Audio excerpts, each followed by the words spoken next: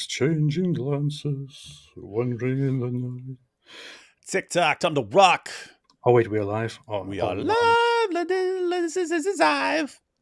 Oh no! Everybody heard Good this. evening, good morning, good afternoon to everyone who's watching from all over the world. It's your friendly neighborhood philosopher here, D Wood.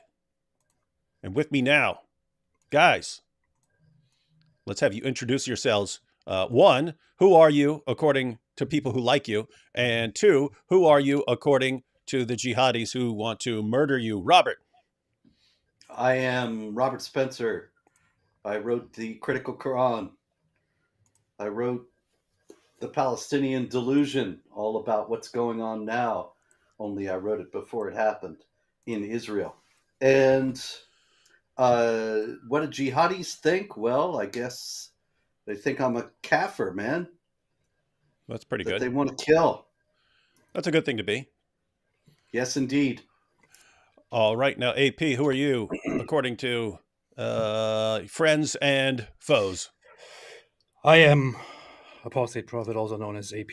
I wrote a bunch of tweets earlier today, and Did you? yeah, I didn't see them. yeah, I did. I think I saw one of them. Yes, I'm an ex-Muslim who has left Islam, and I have a YouTube channel. And according to the ones who are protectors of the Islamic faith, who keep it from crumbling because it is very weak and it gets harmed very easily if we say something bad about it. According to them, I am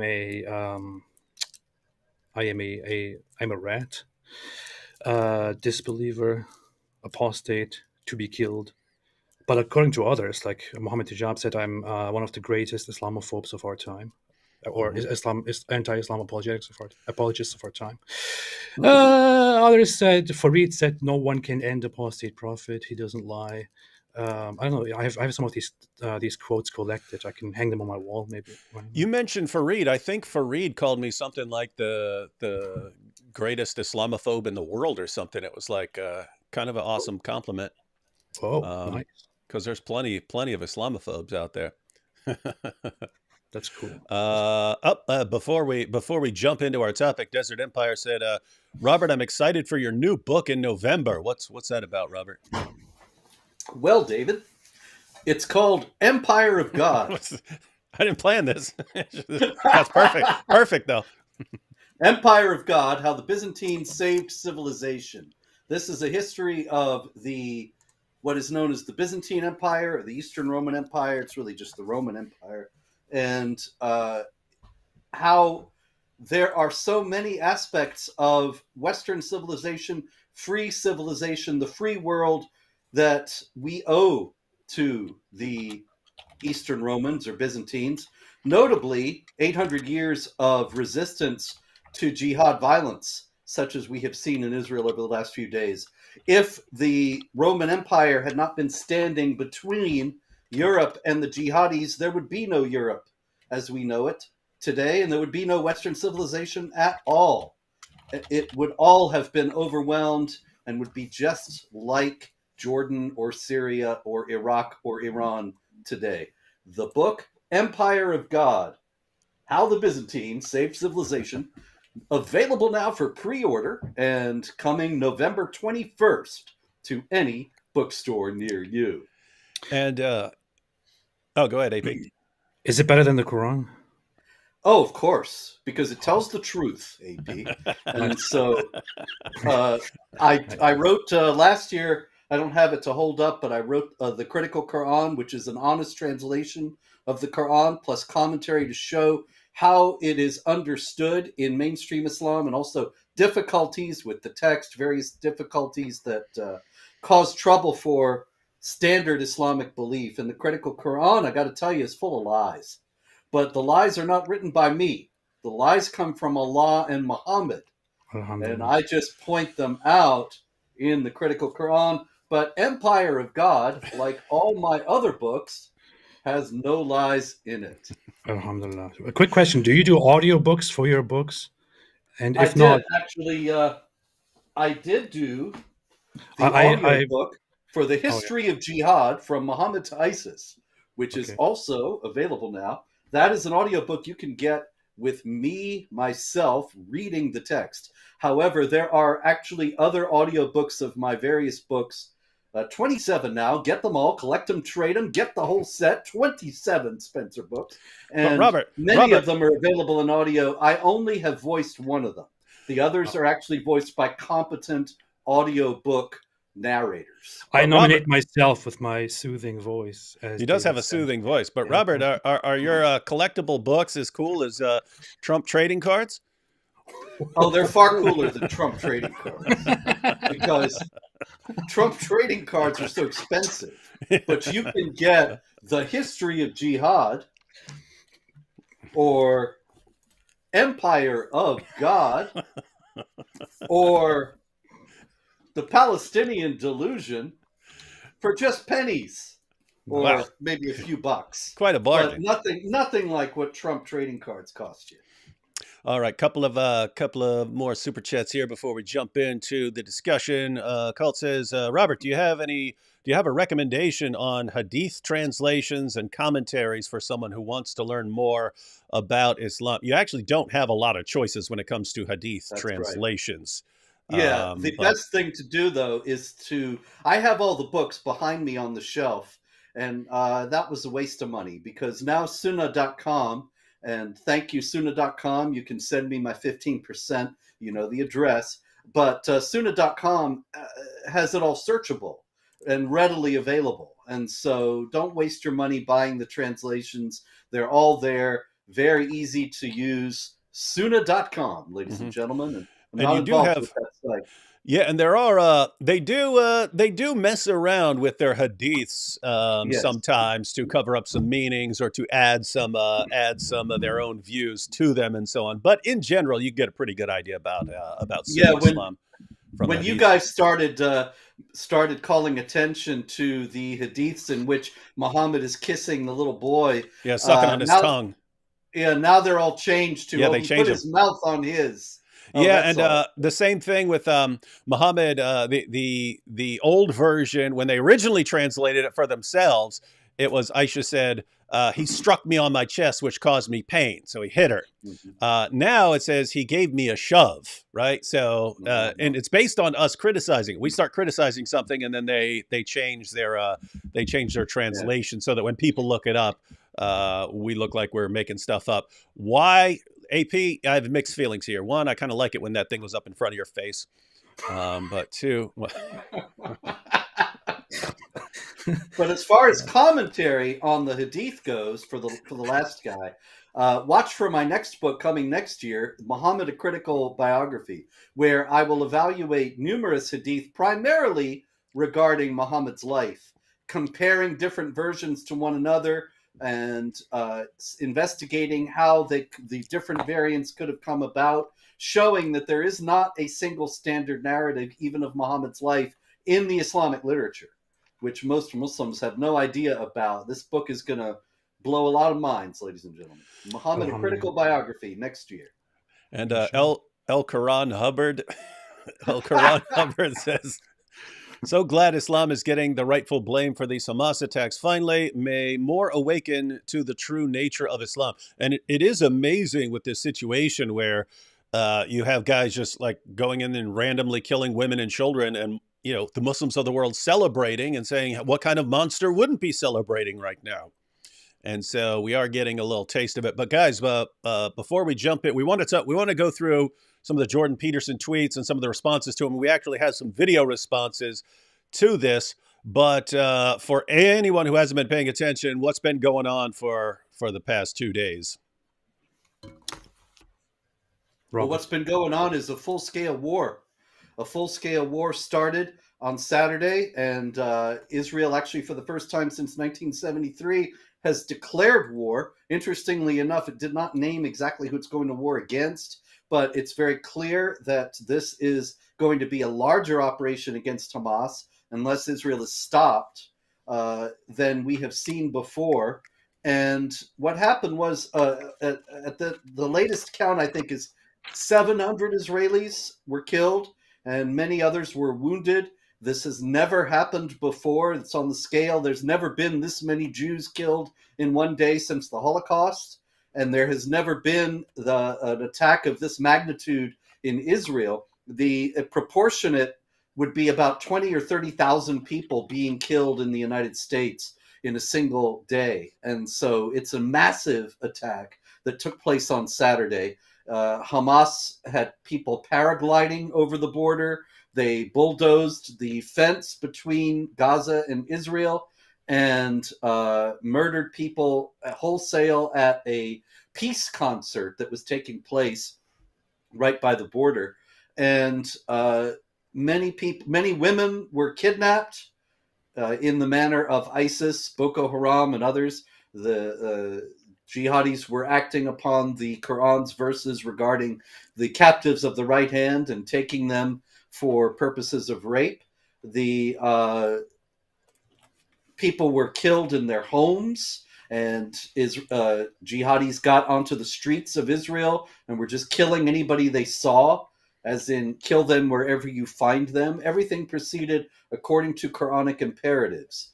And there are people cheering this all over the world now because they have been so conditioned to think of Israel as an oppressor, which is actually part of a very sophisticated and long-standing propaganda campaign to create and exaggerate human rights abuses on the part of Israel. It's all part of what Muhammad would say, war is deceit. And now that is bearing bitter fruit. Anything to add to that, AP? I just have a few questions to Robert before we actually go into this. Just a few things on my mind. So first off, in the morning, I think news came in that Hezbollah participated in actually bombing and targeting Israeli military and Israeli points, or firing into Israel. So it looks like there was a fear of escalation of the conflict, which would involve Hezbollah and Lebanon. But it looks like throughout the day today, it kind of calmed down a little bit. So right now, there is not much fighting going on that front. But that also brings something else to mind, which is we talked a lot yesterday with David about how Hamas would be stupid to think that they can actually win such a war against Israel, and they must be insane if they actually believe they could win this war. But could it be that there is something much more sinister at play here, which is that people have been paranoid and worried about the world and wars, the whole Ukraine Russia issue. People have been speculating about I don't know, Taiwan, things leading to a world war. And if we remember the world wars, the previous ones, they didn't just start out as a giant war. They, through accumulations of smaller conflicts, they developed into a huge global war. Could it be that Hamas is trying to take advantage of the global fear and paranoia, and start a major world war so that all the other Muslim countries would also participate and they could together take out Israel? What do you That think? could happen. No doubt about it. That could happen. It has to be understood in the first place that it's not just Hamas. This is a war already, although it's not declared as such, but the real conflict here is between the Islamic Republic of Iran and Israel, because Iran is the chief financier of Hamas. Iran also funds Palestinian Islamic Jihad and Hezbollah. And Hezbollah is only not more involved because they started later. The Israelis were not caught by surprise, and they were able to stop their advance in northern Israel. But the Palestinians are essentially the arm of Iran fighting Israel right now. Now, Iran itself may indeed get involved directly at some point, and the thing could escalate into a world war. That is a real possibility. Also, it has to be said that it's only happening now because of the perceived weakness of the United States. Yeah, That the president is senile and self-destructive, and has just as a matter of fact, on Friday. Remember, the conflict started on Saturday. On Friday, the Biden administration sent $75 million under the table to the Palestinians.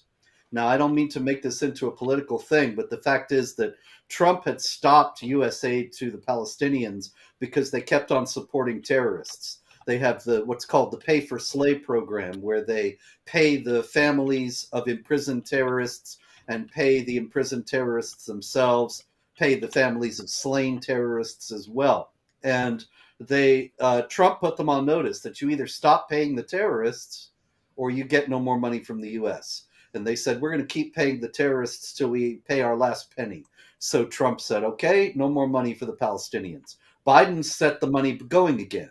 So they've had millions of dollars they wouldn't have had otherwise that they got because of Biden. Also, Biden just weeks ago gave $6 billion to Iran in exchange for 5 American hostages. It was actually an even worse trade than that. It was $6 billion and 5 Iranians who were in prison in the United States, 3 of whom declined to go back to Iran, interestingly enough, in exchange for 5 Americans who were held hostage in Iran. So that's Those only were going to unfrozen funds, though, right? So that was an unfreezing of yeah, the frozen yeah. funds. That was not American money. I'm not saying it was taxpayer money, but it was money that only went to Iran because of this deal. And so they had $6 billion that they wouldn't have had otherwise in order to finance this jihad against Israel. And so this is all happening because the U.S.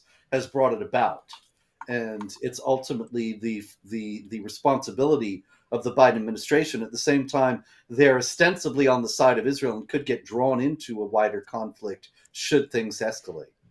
Yeah.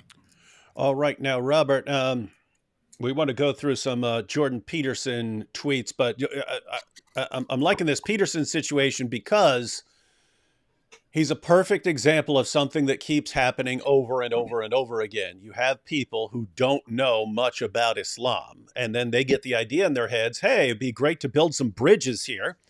And so let's have a discussion. Let's get some of these guys on to have a discussion so we can build some bridges. And then they hear what the people's actual views are, and they go, whoa, that doesn't sound anything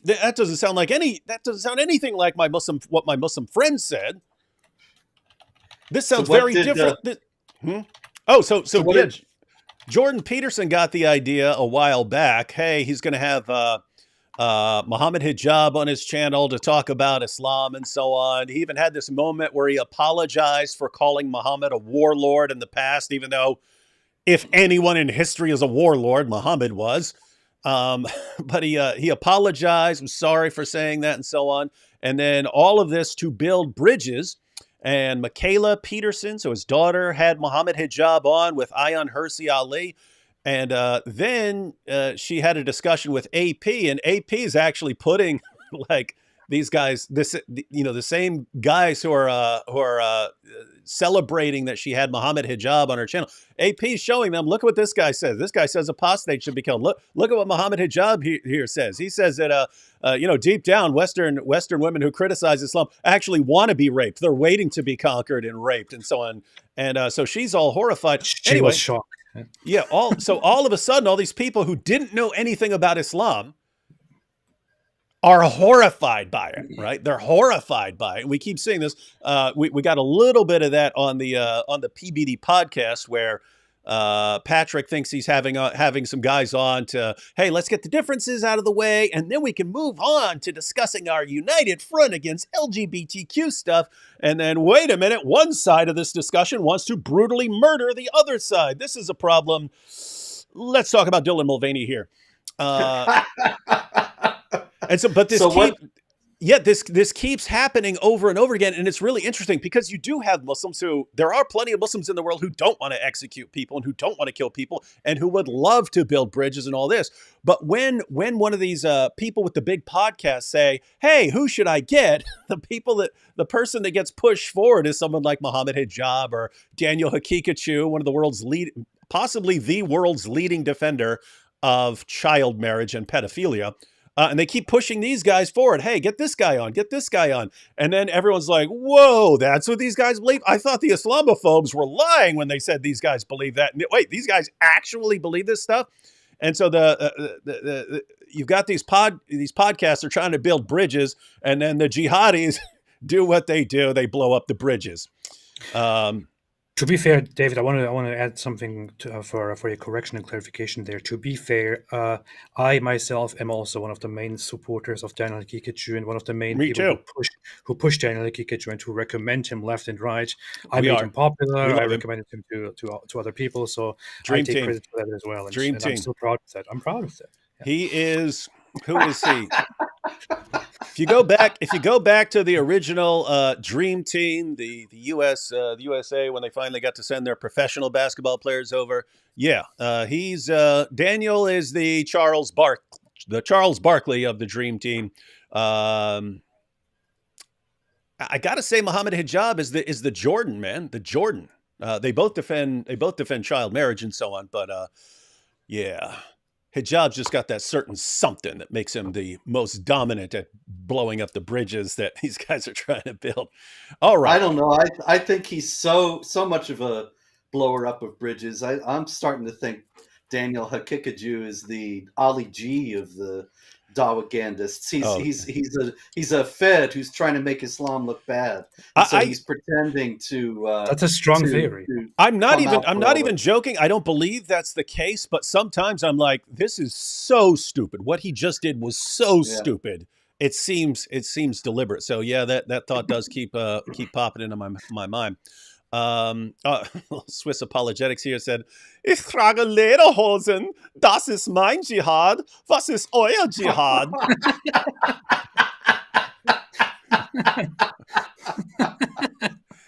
You know, David, now that you're doing the voices, I got to hear what Jordan Peterson said. I've been waiting all day thinking, oh, great. Oh, no. We're going to talk about Jordan Peterson tonight. I'm going to hear Jordan Peterson say it himself.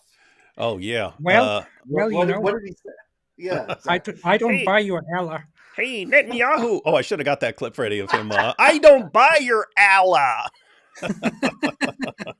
You know what's funny? I can't tell if he doesn't know how to pronounce it or AP. We've talked about this before, where like it's a mispronouncing someone's name is a strategy to show that they're totally off your radar, and I don't even care about it. So I wonder that with your Allah, like if he's like, well, I don't even know the name. I don't even know the name of your God. He's Canadian, so yeah, that's true. I don't like your Allah, eh? He doesn't care about the pronunciation. He just does it. Yeah. I like Tim Hortons way better, eh? Chugging gallons of maple syrup. Hey, can I make a very quick comment before we go on? Because somebody in the comment section said, and this comes up occasionally, said, remember that we talk about Palestinians and we talk about the Gazans, that not all of them agree with Hamas, not all of them hate Israel. And that's true. True. There are a few.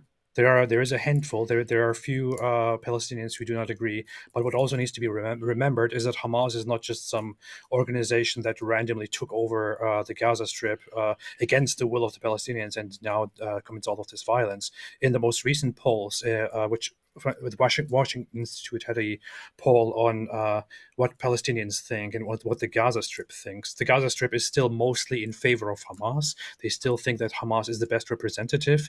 And among the solutions, should we go to a two-state solution or should we conquer all of Palestine? The most popular option is still to eradicate Israel and to conquer all of Palestine. So this is not some unpopular idea, and the alternatives, the very alternative peaceful options, are not very popular ones.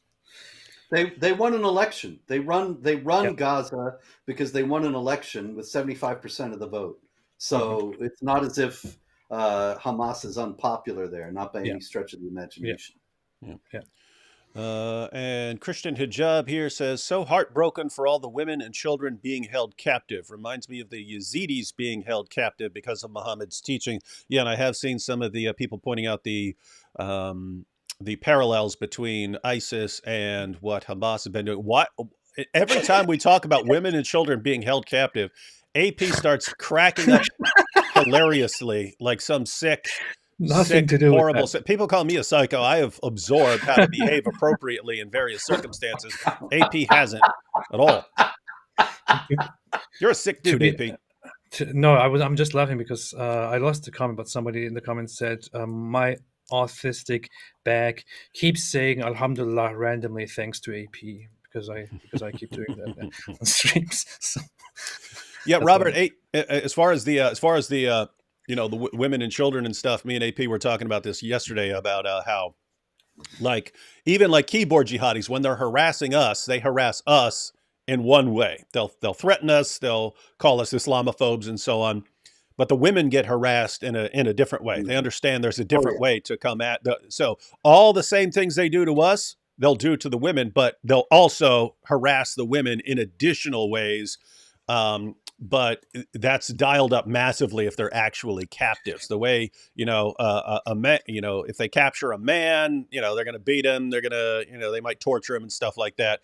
The things they do to a woman, completely different. Like, I don't have any daughters, but if captives were going to say, hey, we're going to take your daughter, or we're going to take all your sons, I would say take all my sons. I wouldn't want that to happen, but that's how messed up it is when we know what they're going to do to women. I really want to contain myself when I talk about how Muslims feel toward how Muslims treat women, but Well, why don't you contain yourself for once? it's your channel anyway, so I don't really care if it's controversial. Uh, no, the issue is that I'm sorry, but it's simply the truth. The Muslim world is there is a huge sickness. It's a very disturbing sickness when it comes to women, when it comes to sex, where in the Muslim population, especially the male population, is to a very, very large extent so deprived of their satisfaction and so depraved in that regard that um, that it is very common among them to immediately turn toward attacking women or making it all about sex, making it all about forced sex, about possession of your wife and your mother and your children, your daughters, and this and that. It's very popular. It's extremely popular. We have seen it all the time with the apologists as well that we discuss, that we debate, that we engage with. Daniel Kikuchu just called Jordan Peterson a prostitute, and they immediately started making jokes about his daughter, sex references, capture and rape references. Mohammed Hijab frequently calls people prostitutes, whores. He said he basically implied that Muslims should come together and rape my wife, and that anti-Muslim women basically want to be secretly captured and raped. And don't forget the golden showers, golden showers. Yeah. We've Golden got showers endless and messages of him saying, "Get on your knees, Sir David. Wouldn't it give you a golden shower?" And he's got stuff on there that we have to actually look up because we don't know what some of this stuff means. Yeah. But he does, so apparently he's quite familiar with it.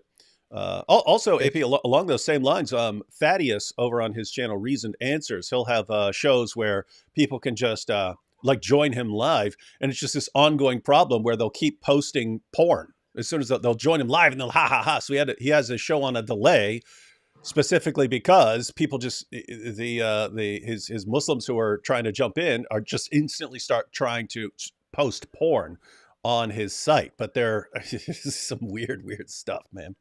This is weird stuff.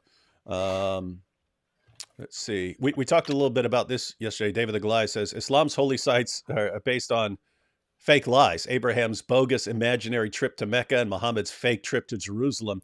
Robert, you weren't there, but last night we were talking about how funny this is. It's the same approach that Muhammad had with like Aisha. Oh, I had a dream. God was giving me your daughter. Give me your daughter because God gave her to me. But it's the same thing with like, oh yeah, you have this pagan center of worship. It's the Kaaba. Yeah. That was Abraham's first. Yeah. Abraham did that. So you got to give it to me now. Hey, I had a dream. I had a dream. I flew to Jerusalem on a magic flying donkey monster. So that's mine too now. And it's just like, seriously? I could just say, I had a dream. Elon's bank account is mine. And then he has to like give it to me or something. It's so weird. I don't know. Anyway, Robert, before we, just one more thing before we go through Jordan's tweets, why don't you give us in a nutshell and we can unpack this as some issues come up.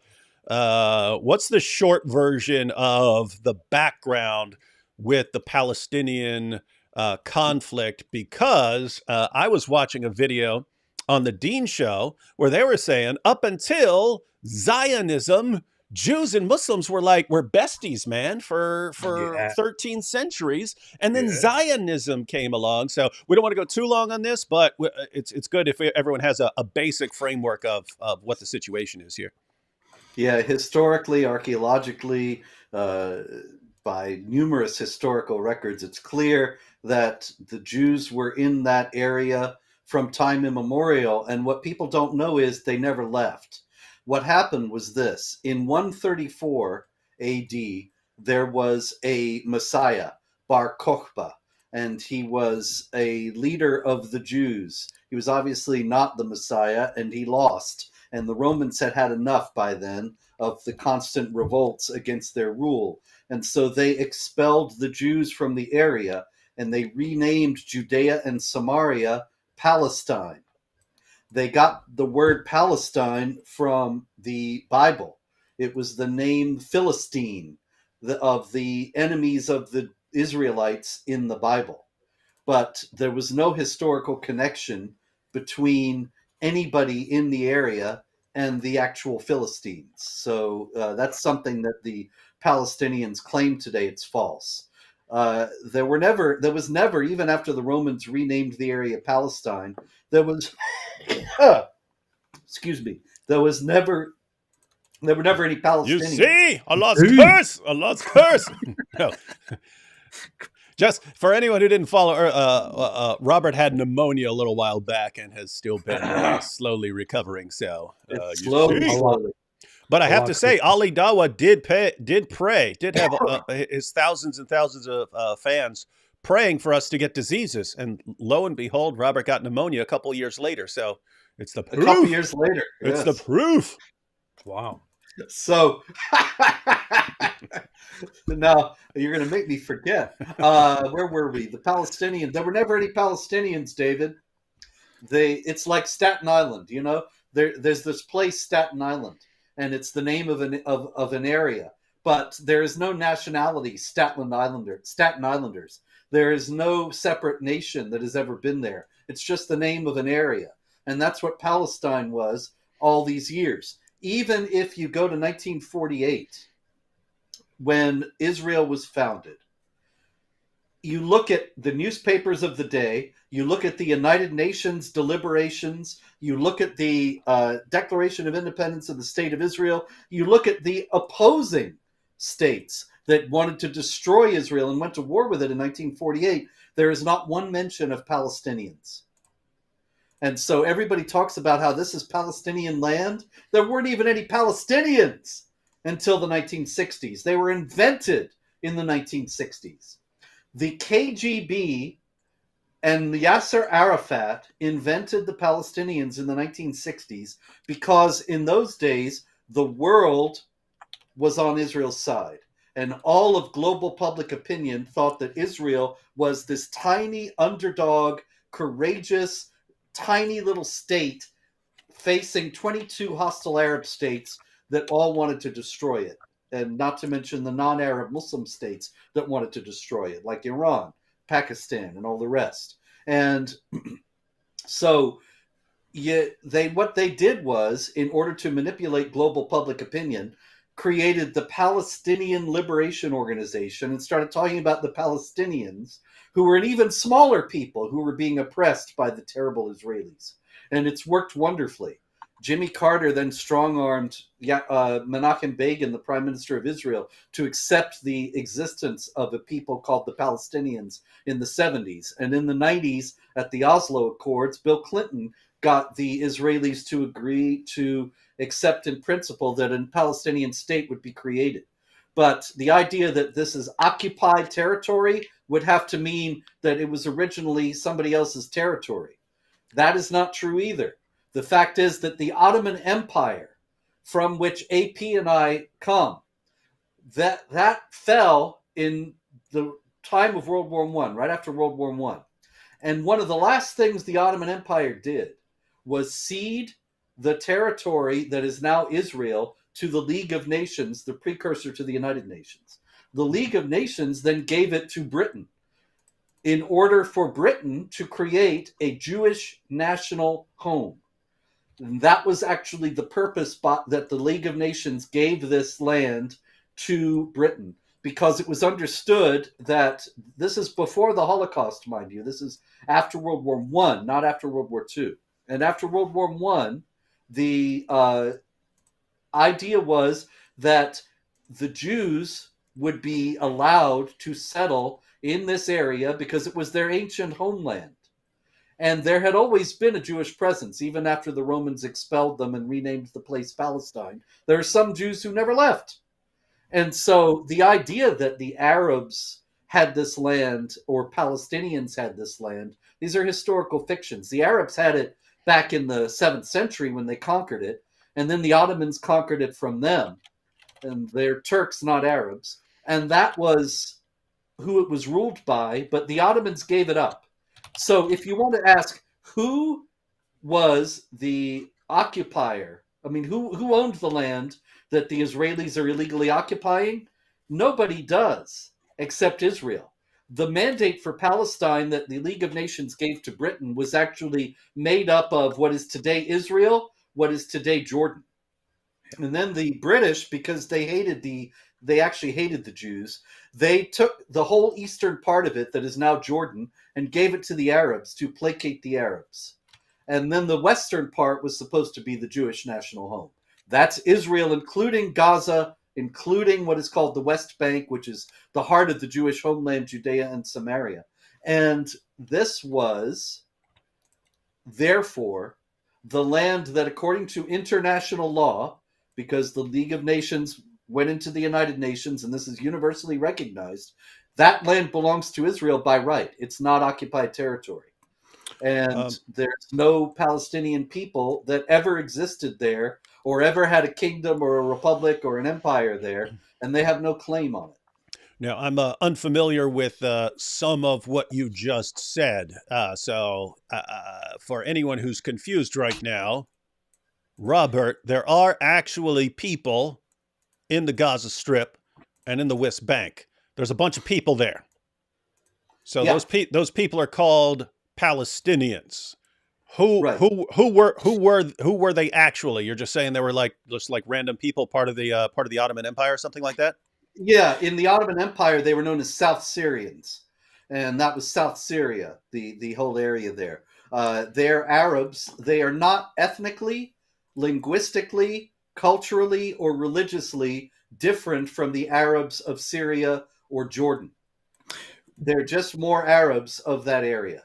There's May I not a add- separate Palestinian So- Arab nationality. One second, AP, because we obviously both have questions here, but a quick follow up on that one. So, so Robert, you're saying that the identity of a Palestinian people was made because if you're just hey, part of a bigger group that is in multiple countries, you can say, hey, well, you should be absorbed by those countries. That's who you are. Mhm. Therefore, to avoid that and to make sure that there's this ongoing local conflict, you have to say, no, these are a specific people group who have this territory and were pushed off their land by Jews, and therefore they're freedom fighters getting it back. Yeah, there's plenty more that can be said about this. In the first place, they weren't pushed off their land.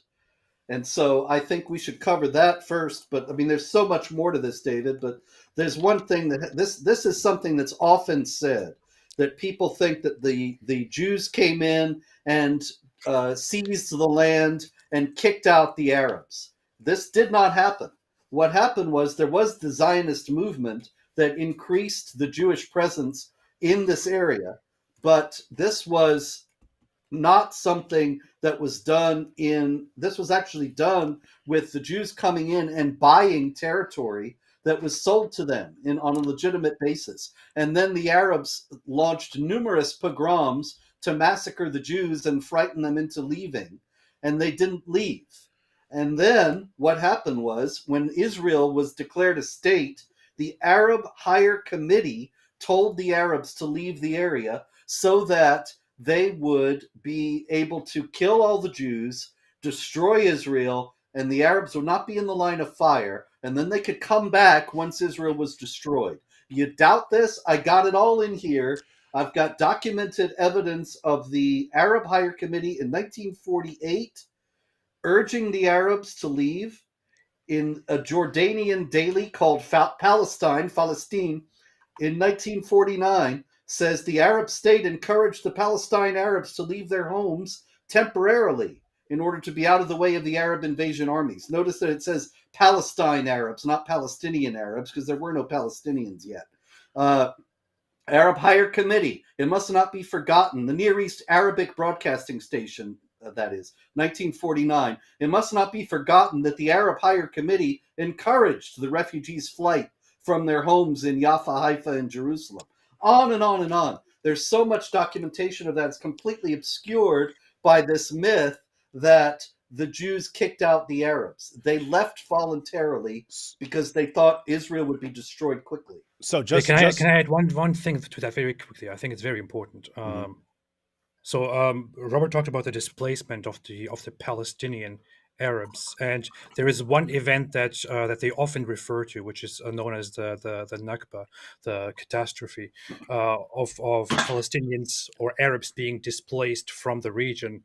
A displacement, whether it was organized or not, did take place, but it wasn't just the displacement that happened because the Jews wanted to come in there and remove all the Arabs. It didn't happen because of that. It happened during a war which started because both sides were offered the option to build a state. Israel declared their Israeli state independence. The Arabs didn't accept this, and they didn't have any plan of establishing their own state with the current borders. So they declared war on Israel together with Egypt and Jordan.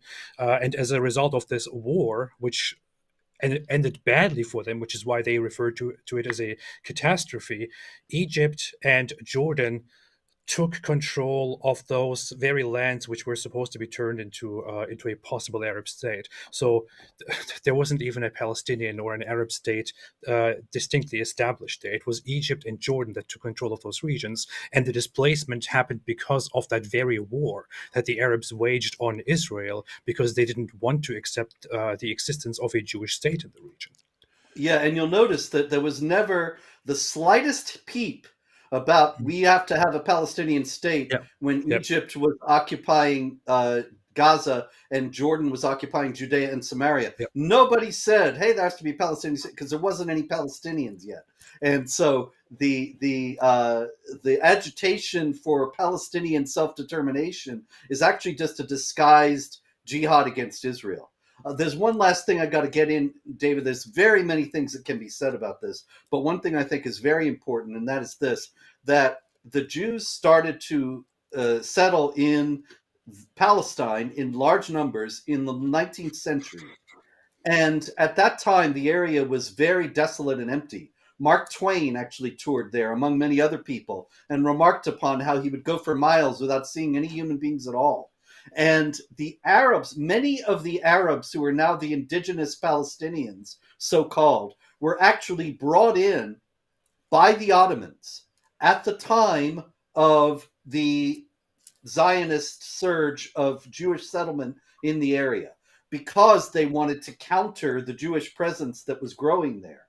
And so they brought Arabs from all over the Middle East to become the Palestinian Arabs, and now they're the Palestinians. But a lot of their surnames betray that they're actually from Armenia or from Egypt or from the Maghreb, all kinds of areas. Even Yasser Arafat was not a Palestinian, strictly speaking, and many others also. They were brought from elsewhere to counter Zionism. So just to recap here and make sure I'm understanding this stuff correctly, you can go back not too far. So you're talking the 19th century, and it's a pretty barren land. There are Jews moving there. There were Jews who were always there, just like there were some other people who've been there a long time. But you have Jews from other places in the world moving there. And then the Ottoman Empire sees, oh, Jews are stacking the deck here, sending more and more people here. Therefore, to counteract that, we need to make sure we're sending people down there as well. And so you have Arabs and other groups from other parts of the Ottoman Empire. They're going there now. And then once the land is becoming under the control, so post World War II, once the land is going to be under the control of the Jews, they're establishing a country, and then other countries are claiming they're going to wipe this new country off the map. So they tell the Muslims there, hey, get out of there because we're going to go wipe these people out, and we don't want you to get caught in the crossfire. So they leave, but then the Jews win, and all of a sudden, those people who left because they didn't want to be wiped out with the Jews, they say, okay, now we want our land. Yeah, back. we got kicked guys, out. we were just kidding, guys. And I got to tell you, David, there are a lot of people. I'm looking at the comments here. There are a lot of jihad allies and anti-Semites and such in the comments. So I just want to say, you will find documentation. You will find abundant proof of everything I'm saying and much more in the book, The Palestinian Delusion. I challenge anybody who is watching this to disprove even one thing in that book. You know, people can call me all the names they want, but they've never disproved a single thing that I have said. And you can, all of this is the way that it actually happened, contrary to the lies that the propagandists are feeding you every day. And Robert, so that book once again is titled The Palestinian Delusion, because we do have some requests for the there you have it.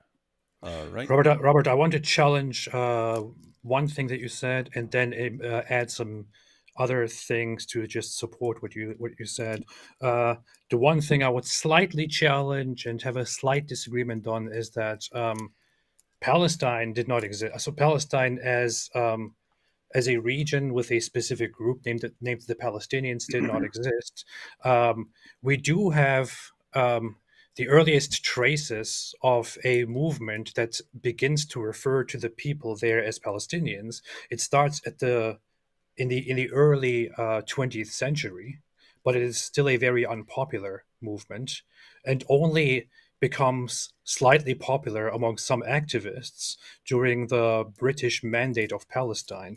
But then later, the Arabs collectively accepting this idea of being Palestinians and demanding a nation called Palestine only happens in the 1960s. So they didn't completely make it up, but they took an emerging, invented concept and then pretended that this is their whole history and always has been. So am I correct there? Do you want to correct me there? Well, yeah, sure, but you're talking about a very tiny group. Yes. Haj Amin al-Husseini was the Mufti of Jerusalem, the very famous Mufti of Jerusalem who met with Hitler in World War II. People don't know. There's that famous picture of the Mufti of Jerusalem with Hitler. People don't know. This was not just some courtesy meeting. Al-Husseini lived at the expense of the Nazi German government in Berlin from 1941 to 45. And he actively worked with Adolf Eichmann to strategize about killing Jews. And so, and he did that while making broadcasts, pro-Nazi broadcasts in Arabic, calling upon Muslims to join the Nazis based on Islamic principles and quoting the Quran. Now, Haj Amin al-Husseini was Mufti of Jerusalem. In 1921, he was in Jerusalem and he oversaw a large-scale massacre of the Jews. And he did that at the behest of the British. The British thought that the Jews, if they saw that it was going to be lethal to live there, would pull out. And the British were no friends of the Jews, even though they had the Palestine Mandate. So they actually helped Haj Amin al-Husseini carry out this pogrom of the Jews in 1921 in Jerusalem. It's all in the book, The Palestinian Delusion. And Haj Amin al-Husseini then, for years, up until he moved to Berlin, led other violent actions and called for other violent actions against the Jews. And he was the foremost enemy of the Zionists in what was to become Israel. And never once did he use the term Palestinians or did he call the people that he was fighting for Palestinians. It was all about the Arabs. He was actually an integral member. I believe he might have even been the head for a while of the Arab Higher Committee. Yeah, yeah. Then there is the And picture. You can see it right here. And I want to just add they were two more very brief BFFs. They were things. BFFs for a while. Yeah, yeah. Oh, yeah. The Nazis even spread pamphlets throughout the Arab regions to praise their commitment to the cause and talk about a wonderful future that they could achieve if they just got rid of the enemy, which is of course the Jews. It's pretty messed up. People don't want to acknowledge this or don't even want to know about this. But Indeed. one thing to come to the origins of the Palestinians is that we actually have genetic research nowadays, which shows that the Palestinian people, Arabs in the region, are not a distinct specific group. They are a mix of many different people, and there is a trace of genetics in them that ties some of them back to ancient peoples that lived there thousands of years ago. Canaanites and so on. Yeah, but the same thing Yeah. is also found throughout populations in the entire Levant, so that Yeah. doesn't mean anything at all. And Yeah, also among Jews. I'm 2.7% Jewish, so Yeah, that's the point. It's so anyway. There was this question here, and Robert's already covered quite a bit of this. But are Yeah. Palestinians descendants of ancient Jews of the region who were converted to Christianity under the Romans and then to Islam under Arabs, Ottomans? The point, it's probably a mixture. There were Yeah. some Jews who converted to Christianity, and there were people who converted to Islam, and if you're going into the genetics, you're going to get a bunch of people. You're going to get a bunch of the people who moved in later. The point is, you're going to end up with a lot of genetics from a lot of different areas. It wasn't just some group that was sitting there the entire time until Jews came along and pushed them off the land, and now they're freedom fighting to get it back.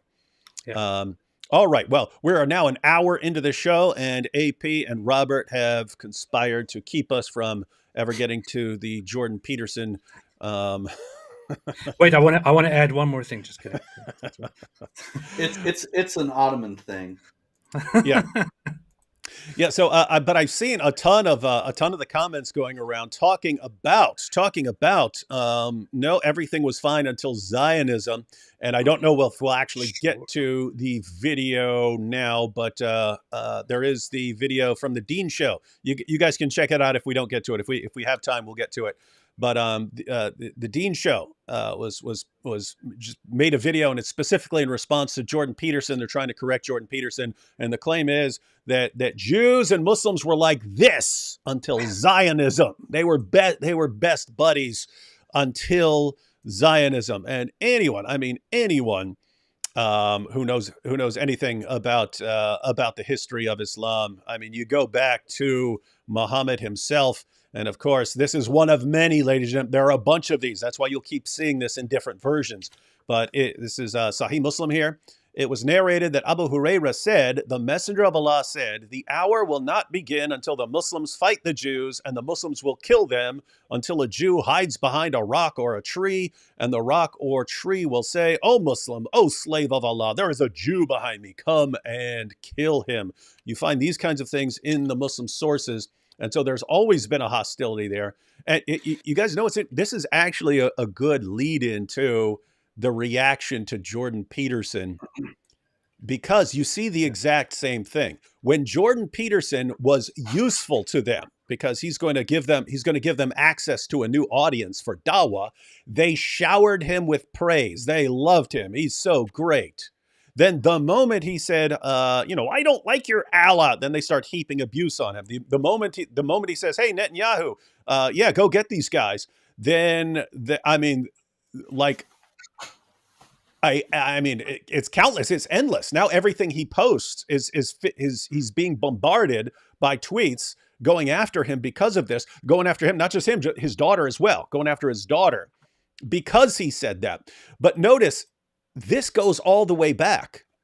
When Muhammad thought the Jews were on his side about something, he had all kinds of praise for them. Same thing with the Christians. Christians are wonderful when he thinks Christians are on the same side. Then once they go, no, you're actually a false prophet, we don't believe in you, then, you have to be destroyed, you're the worst enemies in the world, you're the worst of creatures, and so on. But notice, that gets imprinted onto the community. As long as you're a Christian or Jew or whoever you may be, but if you're on our side on something, we'll shower you with praise. You're great. And the moment you say something we don't like, then we heap insults and abuse on you. And that's just been the pattern for 14 centuries. And so can you go to places, look, Muhammad sounds like he really likes Jews here. Yeah, of course you can, because there were times like that. Can you go to places where it really, really sounds like, hey, guys, you're not getting your virgins until you completely wipe all of them out. And even when they hide, don't worry, nature itself will help you exterminate them. It's kind of bad. And I don't think this all just comes from Zionism, my friends. And by the way, there is a regular Muslim in the chat who is often here, who is casually making Holocaust jokes and laughing about Jews being gassed Shocker. and stuff like that. So very, very, very nice impression by Muslims here. Charming people. All right, so let's go ahead and check out some of these. And what's interesting is, because yesterday I said they don't seem to understand personality types, and they always use this just basic two-step manipulation process. Do what we like, we shower you with praise. Do something we don't like, we shower you with abuse. That actually works with lots of people. You can steer entire populations in the direction you want them. So that is a successful method. It doesn't work with people like Jordan Peterson. I pointed that out, that they always use the exact same methodology no matter who they're dealing with. And so I pointed out it's not going to work with him. But I was thinking, Jordan is constantly bombarded with criticism. So it could be like too much to where he kind of backs off. Like, okay, I'm not going to push this. You're not going to change his mind. At the end of the day, they're putting him now in the enemy camp. So you're not going to be effective like that. But I was thinking maybe he would back up, but he didn't back off at all. He just he keeps right on posting, blasting away at them. But let's just zoom through some tweets. And that brings us to the end of the stream, because we are now 1 hour past and we have still not. Yep, we've been all right. We'll catch you all next time, ladies and gentlemen. Maybe next time we'll actually get to some of the Jordan Peterson. No, let's zoom through these real quick. Like, guys, jump in. I'm just gonna zoom through Jordan's tweets for the past couple days, and anything you want to comment on, you can. Otherwise, I'll just read them real quick, just to show you what Muslims are reacting to. So this is the one that sort of started off. Give them hell, Netanyahu. Enough is enough, and people flip. No. That's not how we're gonna say it. Give him hell, Netanyahu. Give him hell, Netanyahu, eh? Okay. Give him hell and a big barrel of maple syrup. Okay. This is not a moment to joke. This is a serious issue, David.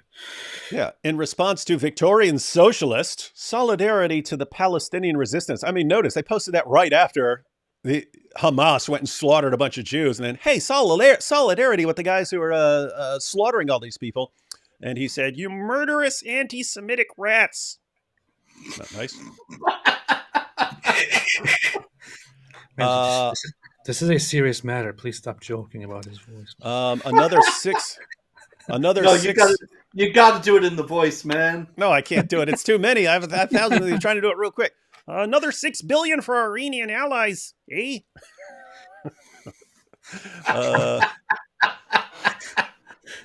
Here we have. I'm shocked. Shocked, I say. How now, Justin Trudeau?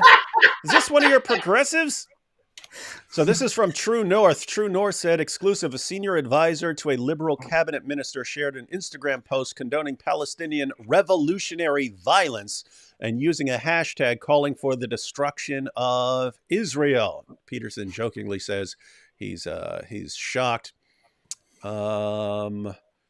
This is a retweet, but look at what he's retweeting. So Victor David Hansen, here we are 78 years after the end of the Holocaust, and once again, thuggish killers dressed in black are pulling Jewish elderly women and children out of their homes and executing them, and then throwing their bodies into the street. But in 1945, we were fighting the SS murderers. Now we are sending millions in subsidies to their modern Hamas killer squad counterparts. We, the American people, should demand not one more American cent to these Gestapo and SS killers. And Jordan reposted that after being horribly blasted by the keyboard jihadis. Here we have, he's responding to Dr. Eli David, spokesperson for Hamas. We thank Iran, who provided us with weapons, money, and other equipment. They gave us missiles to destroy Zionist fortresses and helped us with anti-tank missiles. Looks like the $6 billion Biden gave Iran is being well spent. And Jordan Peterson, how now, Joe Biden? Didn't Trump warn you of this? Why are you guys laughing? I don't know. I think it's like, I think I'm being dumb, but what am I going to do if you're laughing? I can't help it. By the way, what's up with the how now, by the way? Like, how now? Is starting every other tweet with how now? Like, all I remember, like every time he says it, all I remember is how now, brown cow, right? So this is from Ezra Levant. You personally directed $50 million to Hamas-controlled Gaza after other democracies cut them off for corruption and terrorism. You took Canadian tax dollars and gave them to Jew killers. You literally funded this. You literally funded this attack. And then, of course, how now, Justin Trudeau, and It's Trudeau. in Ollie, London, there are now at least 2 women confirmed kidnapped. I think it's a bunch, right? While attending the same music festival, the Festival for Peace, near the Gaza border earlier today. One woman, Noah, was seen in a video being kidnapped and screaming while being assaulted and driven away on a motorbike. And then this tweet went on, but Jordan Peterson said, "We're fighting oppression. Sincerely, the demented rapists of the Gaza invasion." Gosh, he's not pulling punches there. I thought that low-level manipulation was supposed to work. Hey, David, very quick issue. I know Mehdi Hassan is not a good guy by any means, but do you happen to have that little exchange between him and Daniel Kikuchu? Because it's pretty messed up. Not at all, and I have no idea what you're talking about. Do you want to describe it for us? There was One second. I only have. I think I only have 2 more of these Okay, of Jordan's messages, and then you can fill us in on that. Sure. And Yeah. let's see. So spiked here. The left need to ask themselves why they hate Israel more than any other nation on earth. Why the world's only Jewish state angers them more than any other country. Because to the rest of us, it just looks like old-fashioned bigotry. And Jordan Peterson says, the left disguises its Jew hatred with compassion for the oppressed. Everyone thinks Robert's mean because he posts about jihad all the time. They think he's mean, but if you know him, he's like constantly cracking up at everything. Like if you were a comedian, you could pay Robert as a comedian to be in your audience because it is good to have people who crack up laughing a bunch. So if I ever become a comedian, I'm gonna be like, Robert, come check out my show and get everyone laughing. And let's see, the National Post, as Israeli innocents are hunted down and murdered, certain Canadian progressives choose to celebrate. And that's just how progressive we truly are. Sincerely, Canadian progressives. So these are the Robert, what is this? It's not, I'm doing the same dumb joke over and over again. What's wrong with you? You see what I'm saying about him being an awesome laugh? Like AP is laughing just because Robert is laughing. That's what I mean. That's what I mean by having an awesome laugher in an audience. Is cracking me up. All right, AP, what were you saying about Daniel and Mehdi Hassan? That's the guy. He's on. What is he on? CNN or MSNBC or something? Okay, MSNBC. On channel. I don't know. But so Mehdi Hassan is one of those people who will defend Islam and who will call us Islamophobes and all of that stuff. He's by no means a good guy that I would like. But in response to what has been happening, he actually X'd out something that says, taking children as hostages, if confirmed, is barbarism, plain and simple, and does nothing to advance the cause of peace, resistance, or ending the occupation. The response to the ongoing suffering and killing of Palestinian children is not to make Israeli children suffer. Now, that is what is being said. It's pretty tame. But if I had to guess, I have no clue what you're talking about. If I had to guess, I would guess he's in for some whataboutism. What about this? Actually, it is directly, Daniel Kikuchu's tweet is directly, your transformation to complete Zionist shill is now complete. That's the tweet. So take this, let this sink in. Mehdi Hassan's whole point here is, I see what's going on. How does it help to take children hostage and make children that suffer? Makes you a Zionist shill. And Daniel Kikuchu has a problem with that. with with Yeah. opposing the abduction of children. It See? says you are now a Zionist shill. Notice Guys are fed. notice it's the exact same thing. Like if we say, "Hey, we don't approve of killing apostates," you're liberal Christians, you're fake Christians, you're pretending to be Christians. Okay, I don't believe in taking little kids as captives and then raping them. You're a Zionist shill, you Zionist shill. I'm just going to sit here and call you a Zionist shill until you learn to shut up about taking kids and. Wow. See? I think Daniel Hakikaju's a Fed. Oh, He's a fake Muslim trying to. It's like those guys right after 9/11, the FBI, because they're so stupid, they would send people into mosques and they would say, "Hey, let's get some jihad together, fellas." And the Muslims there would realize, "Oh, this guy's a Fed, and he's trying to entrap us." And I think Daniel Hakikaju is the same thing. He's about as real, like I said before. He's about as real as Ali G. He can't possibly be so stupid as to think that when he says something like that, he's being attractive and making people think, "Oh yeah, I got to get in on this Islam and do some raping." It's incredible. Here's what's interesting. It's like, so there are two polar extremes of what he could be, but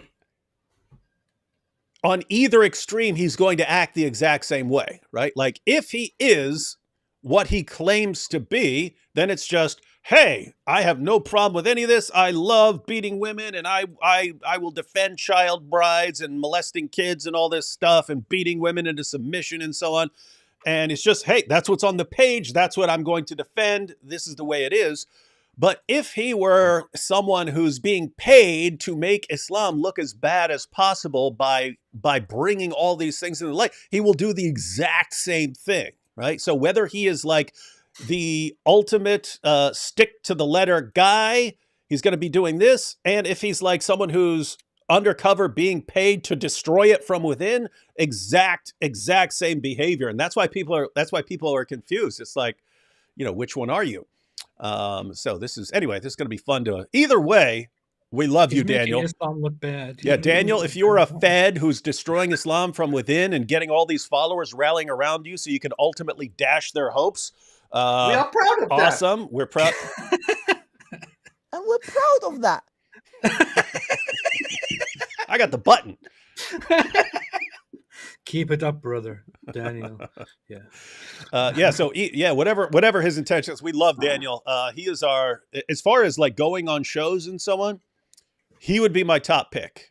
You gotta say hijab is the Jordan, but as far as who's going to be even more shocking once he blurts out everything Islam teaches, you gotta go with Daniel.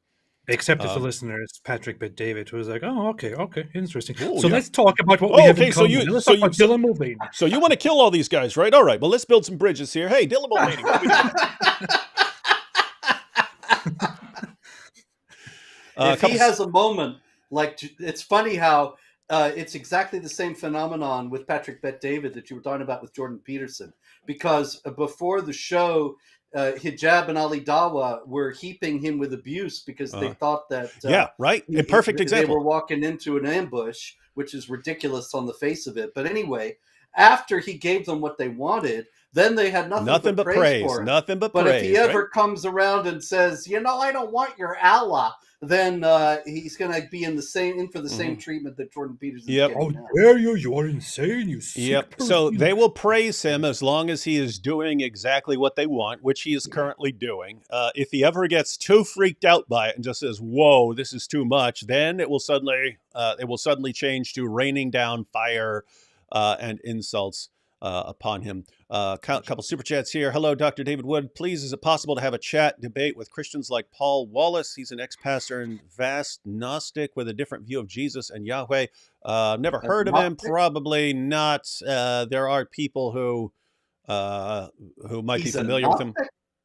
Huh? I doubt could he really be a Gnostic? Are there Gnostics anymore? That's like a 2nd century heresy. Come on. Yeah. So maybe he is, but I don't know. Yeah, I usually don't. If I don't know anything about it, I usually don't get into the discussions. But yeah, someone else might. To dispel to dispel any idea that Philistines are Palestinian, there's genetic data that Philistines originate from sea peoples from the Aegean. But yeah, that's who the Philistines They were were. migrants. Uh-oh. Yeah. Yeah, Yes. they're Hey, like wait a minute. I originate from sea people from the Aegean. Yikes. you I am see, not now and have never been a Palestinian. you are now.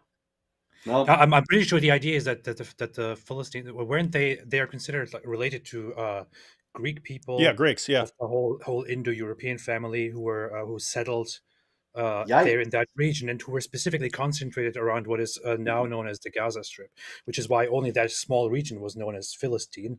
But then later, it was for political reasons expanded to the whole region. I think that's pretty much it. Correct me if I'm wrong there. Show the book one more time, Robert, because we have Keep Up the Good Work, Guys. Prayers for Israel. What was the book shown earlier? I will add the link to this right after we are done here. I'll add a link to anyone who wants to grab the book, since a bunch of people have asked about it. Let's see, a couple more. Didn't Jews from all over the Middle East migrate to Israel as well with encouragement? Oh, yeah. No, they were kicked out. That's another thing. They were kicked out. There were 900,000 Jews from Morocco all across North Africa, the Middle East. They had lived there from the time that the Romans expelled the Jews from the area of Judea and Samaria. This is documented history. And they were forced to leave lands they had lived in for 1900 years in 1948 when the state of Israel was formed. Wait, shouldn't they be given their land back? Yes, they should. They should have a right of return. And I want to also note that people sometimes actually acknowledge this and say, yes, and the Jews lived in peace and harmony. Look, I have all the records on this, ladies and gentlemen. In the Palestinian delusion, in the history of jihad, in Morocco, for example, the Jews lived there. There's still some Jews there, and they had to actually petition the local governor in one city in Morocco in the late 19th century for permission to wear shoes, because part of the humiliation that they had to live under as the dhimmis under chapter 9 verse 29 of the Quran was that they were not allowed to wear shoes and they were not allowed to ride horses, so they had to walk everywhere barefoot. And in those days there was not plumbing like there is today. You threw the sewage out on the road, and that's what they had to walk through to get everywhere. And they asked for permission to wear shoes. It was denied. So this is just one in microcosm example of what the Jews endured in those Muslim lands for 1900 years. Then they were forcibly expelled and live in Israel today, which is another reason why it's a total myth that the Israelis are Europeans. Quite a lot of them, if not a majority, are Sephardis from the Middle East, from North Africa, from what's known as the Islamic world. And there's nobody ever talks about them being refugees with any right of return. Robert, this is sounding a little weird because, again, I just watched some of the Dean show where he was saying no one had a problem with Muslims, didn't have a problem with Jews until Zionism, and that Muslims were the great defenders of Jews for up until Zionism. And so you're talking about some weird stuff in Morocco. So let me get this straight. You have Israel formed, and then Jews get kicked out of other countries, and so they go to Israel, but then they're told you have to be wiped out of Israel. And it's like, where exactly are you supposed to go? You were kicked out of where you'd been for centuries. This is just weird stuff. I'm totally confused here. I made a video about this, by the way, which is Islam's dark history with Jews. I made that a long time ago, but I basically broke down the history of Jews and the whole idea that they were completely treated with peace and tolerance in the Muslim world is a complete lie. It's not true. Amber here says, new subscriber to you and AP, and watched your old Linda Sarsour videos. I always wondered what happened to her, but now I understand it's David's fault. Wait, what's David's fault? Like that she's not around I haven't much heard of that name in a long time. Yeah, Linda Sarsour. Let's see. You know what I think is important to add here. So a lot of people talk about Palestine, the Palestinians and their land, and the Palestinian nation and all of that. So the whole idea of a Palestinian nation, the whole idea of nation states, is not an idea that was popular or even very much known among the people that lived in that region. For centuries, they just lived as subjects, as regular people distributed under the Ottoman Empire. The Ottoman Empire didn't care about nations. They didn't have such a concept. They simply divided their empire into different regions, into vilayets, and named them by whatever they may have in common. The populations, their subjects, would identify each other or identify themselves by their religious affiliations, very mostly, and possibly the language they speak. So the entire idea of a nation, of a Palestinian nation or a Syrian nation or this and that nation, is a Western idea. That is nationalism that didn't exist in the region. So, that idea of adopting this whole ideology of a Palestinian nation, of a Palestinian identity, would be something that those people who are part of an empire would adopt from the West. So it's kind of a strange thing of them to simply say, this was us, this was our nation, you took it away from us. No, I mean, you can now anachronistically say, there was always a nation, but no, back in the day, they didn't have a concept of a nation. It simply did not exist. And did the Ottoman Empire get that land by buying it from a grocery store or anything? No, the Ottoman Empire had the goal of conquering the world. They conquered places, and in that case, in the First World War, they lost that place. Britain took over, and they wanted to build a nation, and now we have the mess that we are dealing with. We have a comment here. I have no idea what anyone is listening to when they keep posting the same stupid comment over and over again. Prashi here says, if Israel's ancestral homeland of Jews, then why is Ukraine not ancestral homeland of Russians? Kiev and Rus was based out of Ukraine and Mongols destroyed it. Why should Russia not overtake Ukraine then? Somehow people like this are hearing when we're talking, hey, the Jews once controlled it, therefore it's the Jews' land now. I don't recall saying that. I don't recall even thinking that in my entire life. It's never crossed my mind. Robert is responding to lies, namely, this is just this land and it's run by this group of Palestinians, and then these Jews from other countries come in there and they take it over and they push everyone off. It's all lies. It's all lie. One, there were Jews who were always there, so that's a lie. That's saying that they weren't there and they just came from outside, right? He broke down people moving there from Zion. He broke down people coming from other lands because they're being pushed down. So broke down all this. What we're saying is the explanation of these guys, this group here is they were the original people and they have the right to the land because outsiders came and pushed them off there. That's a lie. What you have is there's one group now that has political control. We need to live with it because that's how the world works right now. And saying, hey, we're going to give it back to these other guys because they're the rightful owners, that's a lie. So stop that myth. Yeah. They never even existed. I'm not, it's not, no one is saying, the Jews were on there once, therefore they should have it. No one's saying that. I mean, you do have some people who say, that's not what we're saying. So quit saying that we're saying that. You sound stupid. I don't care if you give a super chat. That sounds stupid. So you can have your ally. Oh my goodness. Plus, terrible comparison, by the way. And who cares about Russians? I don't care about Russians or Ukrainians, except in the sense that they're human beings. Other than that, I do not trust Russians at all. I don't trust Putin. Bunch of egomaniacs. Bunch of dumb. By the way, I'm part Russian. I have to correct that stupid idea. What? Russians are not the people who are the Kievan Rus. That is historic revisionism. That is simply not true. So don't. Yeah, that Russians stole that land. No, Russians are simply descendants of the they people stole who were it. the Kievan they Rus. stole it from me. Just as much as Ukrainians. They stole it from me, pushed me off. I had to move to the U.S. because they pushed me off. I want my Russia back. Putin, okay, yeah. Putin, you hear this? Give me my land back because this person here, Prashi, whatever, says that it's right of return, and I get my land back because somehow that's how the world works. I'm still waiting for AP to give me my villa in Turkey. Yeah, I will one day. Once I control the whole land, I will. The real Mascriz says, "I'll always trust the real author of the Quran." Indeed, that is Robert Spencer. Al Oh Bawari. my God! Igor said, "I hope you bring up the fact to me. I hope you bring up the fact that there were no Greeks, Bulgarians, Hungarians, Germans, etc. That was also invented in the 1800s. There was okay. When exactly did I?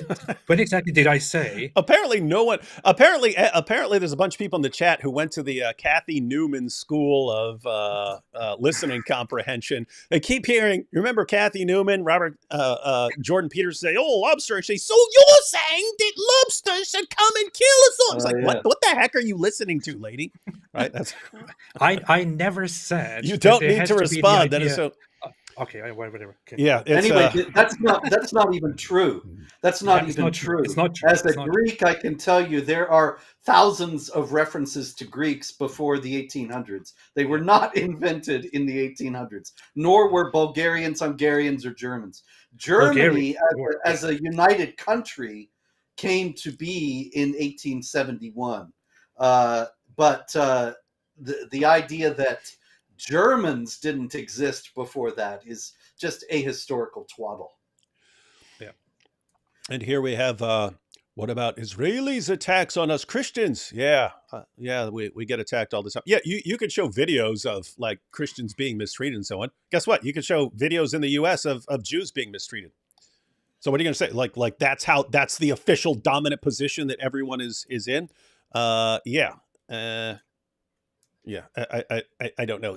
But this is another example of, you could pick any country that Jews are in and show examples of Jews being treated horribly. And notice, you could say, if you wanted to, you could say, look at how this country treats Jews, right? That's the official way this country treats Jews. You could do that.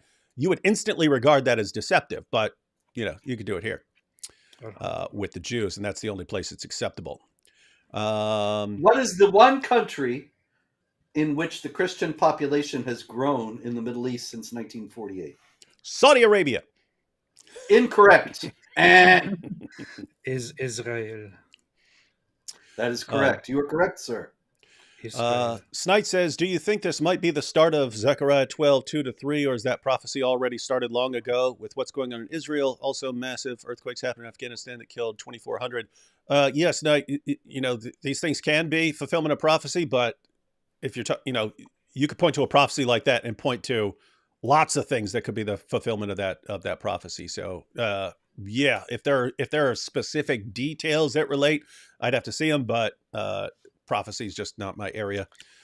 Scarlett says, Victor said, by the way, AP, I challenge you to say one bad thing about Israel. Yes, I don't like the fact that that Israel gives too much importance to some religiously motivated laws, and that there is a strong religious right. You see this? It's always a hatred of religion with AP. No, nothing to do with that. I just think everyone has to be an atheist. Oh, but if atheism were imposed on everyone, then it would be great. And I don't like the fact that they still allow Hamas to exist. So there, I said a few bad things about Israel. Scarlett here says this is wrong. I want to get to the Muslim comments, but I was trying to zoom through these super chats. So there's a bunch. Do these rapid fire. This is wrong. You can't make fun of JP behind his back without stealing his lunch money. Is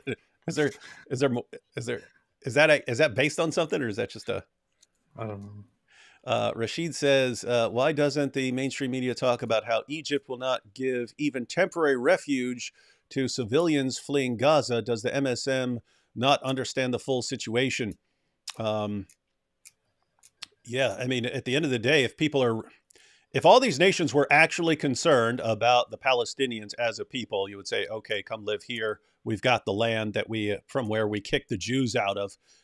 Matter of fact, hey, you could come take the land that we took from the Jews. Well, that'd be a sweet deal, wouldn't it? But no, it's the Muslim world seems to want to keep them there because it's a political and religious tool rather than any actual concern for the people living there. White Lily says, I'm just paying attention and have nothing to say except Robert Spencer should keep laughing. Anyway, here's my jizya imprecatory prayers for Hamas. Imprecatory. That's good. And then Robert, Red Knights, Robert laughs all the time because he has to. If your job was researching murder and rape of innocent people every day, you'd find humor wherever possible. Thanks to all three of your work. Yeah, you would kind of lose your mind if you didn't have a sense of humor here. No, Marilyn you says, just got to play a lot of jazz. Marilyn Murphy says, why does David's JP voice remind me of Kermit the Frog? That's not me. That's because his voice sounds a little Kermity. Wow, wow, very, very disrespectful. You got to say a little Kermity in Jordan Peterson voice. A little Kermity. I know it sounded a little bit Kermity, eh? It's a little bit on the Kermity side. Hey, you know what would break the internet? Get a video of Jordan Peterson singing Rainbow Connection. You know what I mean? Someday we'll find it, eh? A rainbow connection. Sid here says Muslim religious freedom means being second-class citizens under the rule where you can never marry Muslim women, but they can marry your female relatives. And yeah, that's funny because that was actually brought up in a point as a point in the video that we're not going to get to. But on the Dean show, they're bringing that up. See, we can't hate Jews. We're allowed to marry Jews. We're allowed to marry Jews. See, it's great. And they don't point out you can marry them because in Islamic legal thinking, it's you're taking over the reproductive capabilities of the enemy. Are Muslim women allowed to marry a Jewish man? No. The rules suddenly change. I just want to ask everyone one question. David, you can answer it if you want this. Robert, you can give me an answer if you think that you can imagine this. But how do you think you would be? How do you think you would view a specific religious group if you learned from your religion directly for thousands of years that that before the hour comes, and the hour is always possibly imminent, before the hour comes, you will fight that religious group and you will kill every single one of them. And even the trees and rocks will say, there is a Jew behind me, come and kill them. Except for one specific tree, which is the tree of the Jews. How would you perceive that religious group if that is how you how you were taught about your religion? Like they're monsters on Earth, and this is something that we see often from people who leave Islam and they move to Europe or they move to America. And I've seen numerous testimonies where they say, "And I met a Jew, and he was just an ordinary person, and I was expecting him to be this slavering monster who was killing people left and right and laying waste." We get that too. We get that too, by the way, where we actually have someone on and they join us for a discussion. They're like, "Wow, this is the first time I ever heard actually talk to you guys, and you seem nice." It's like, Yeah. Hey, this is Stephen Young here says, "Return the Kaaba to the moon worshippers as well as their magic rock." And this is a good point where I kind of joke around and I say, "Free Mecca, free Mecca." But imagine you found the descendants today of some group that were actually pagans who were kicked out of Mecca when Surah 9:5 was revealed. Slay them wherever you find them once the sacred months have passed. And suppose you found a group and you found evidence and archaeological evidence and writings and so on that proved this group fled Mecca and went. Now you have their descendants. Would any Muslim on the planet therefore say, "Okay, now give Mecca back to them"? No, it would never enter their minds. And yet somehow in this one instant, this becomes the rule. You had it at some point, or you were there at some point, therefore give it back. And we'll just make up a bunch of stuff to sort of strengthen the case. Well, it's an Islamic imperative. Yeah. It's a Quranic imperative. Drive them out from where they drove you out. Yeah. So they have to, in the first place, cast the Jews as having driven the Arabs out, even though they didn't. And then they have to claim that in all kinds of other contexts, such that if ever Islam ruled any land, then the Muslims have a divine imperative to drive out whoever rules it now. And so that's one reason why there's also an effort to get Spain back. Mm-hmm. And Spain would be next on the list if they destroyed Israel. Yeah. All right, let's go to, we got some more super chats and so on, but let's go to some of these responses to Jordan Peterson. So this is Mohammed Hijab. Do you think Netanyahu is going to give Hamas hell? And matter of fact, I mean, this is actually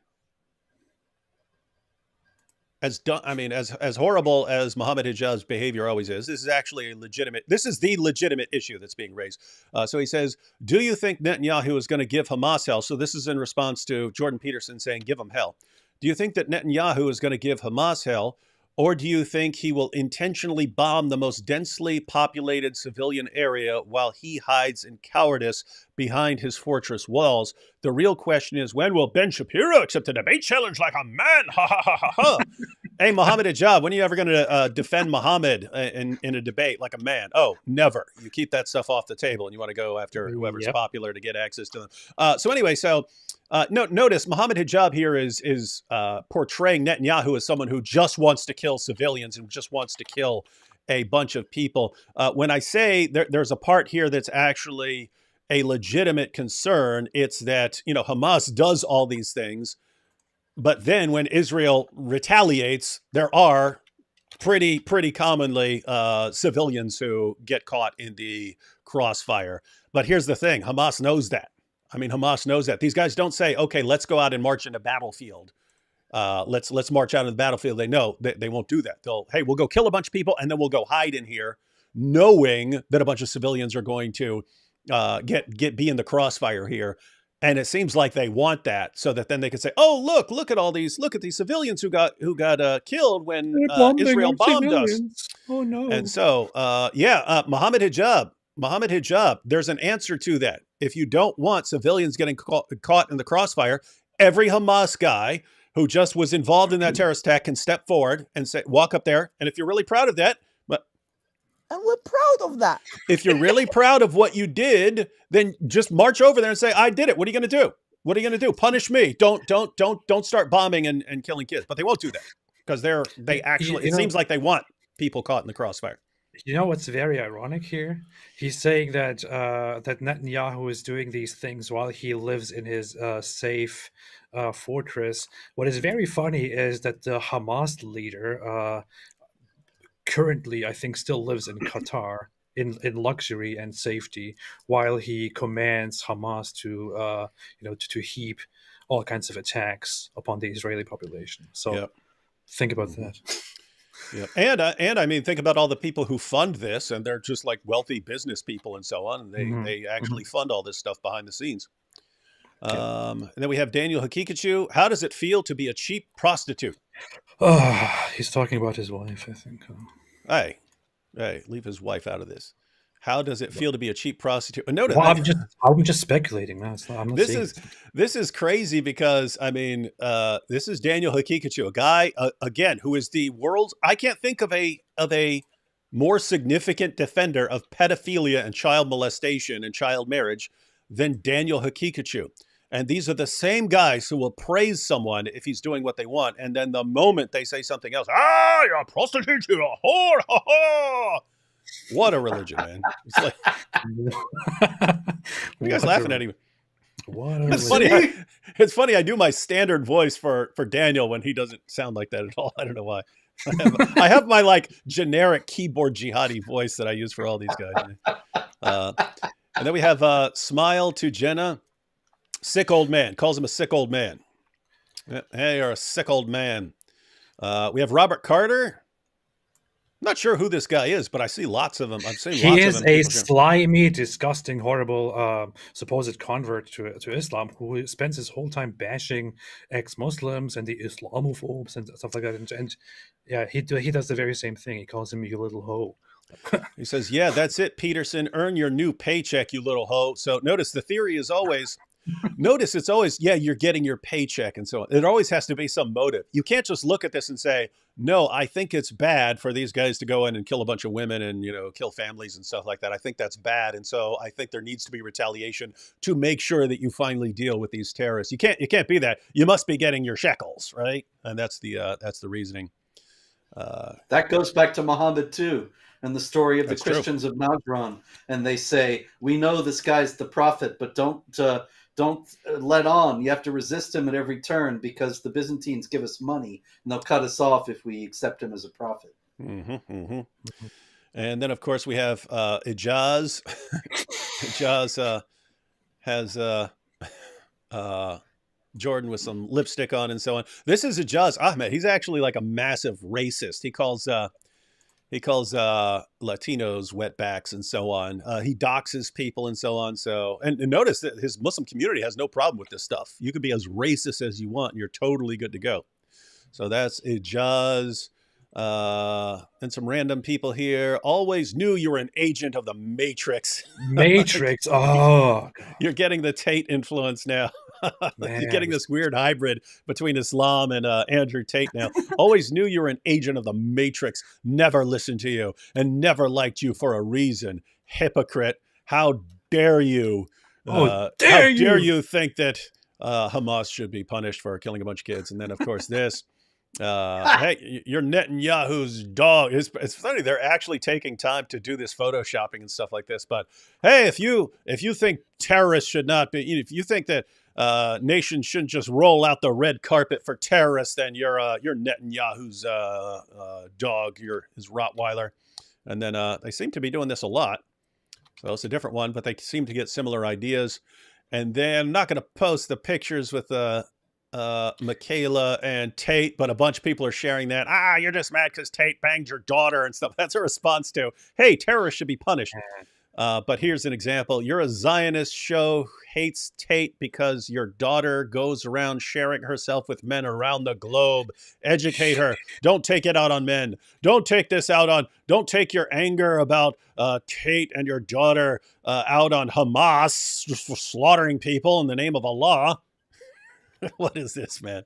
Incredible. This stuff is all nuts. This is how Muslims respond.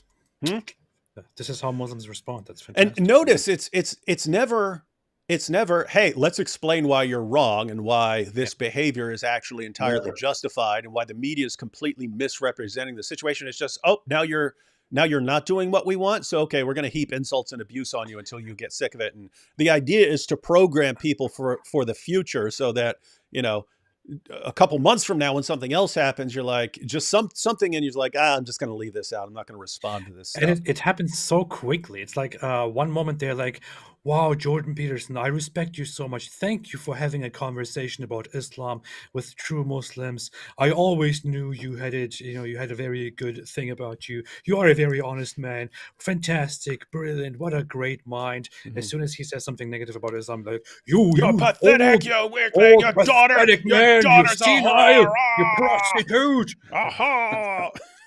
Yeah, that was also the same thing in reverse with Patrick Bet David, because Muhammad Hijab was saying, I never liked this guy. I was always suspicious. There was always something off about him. And then after he caved into them, and now apparently he's taking dictation from them. They praise him to the skies, and I think, wait a minute, what happened to all the suspicion you had of him before that went back supposedly long before you had any contact with him?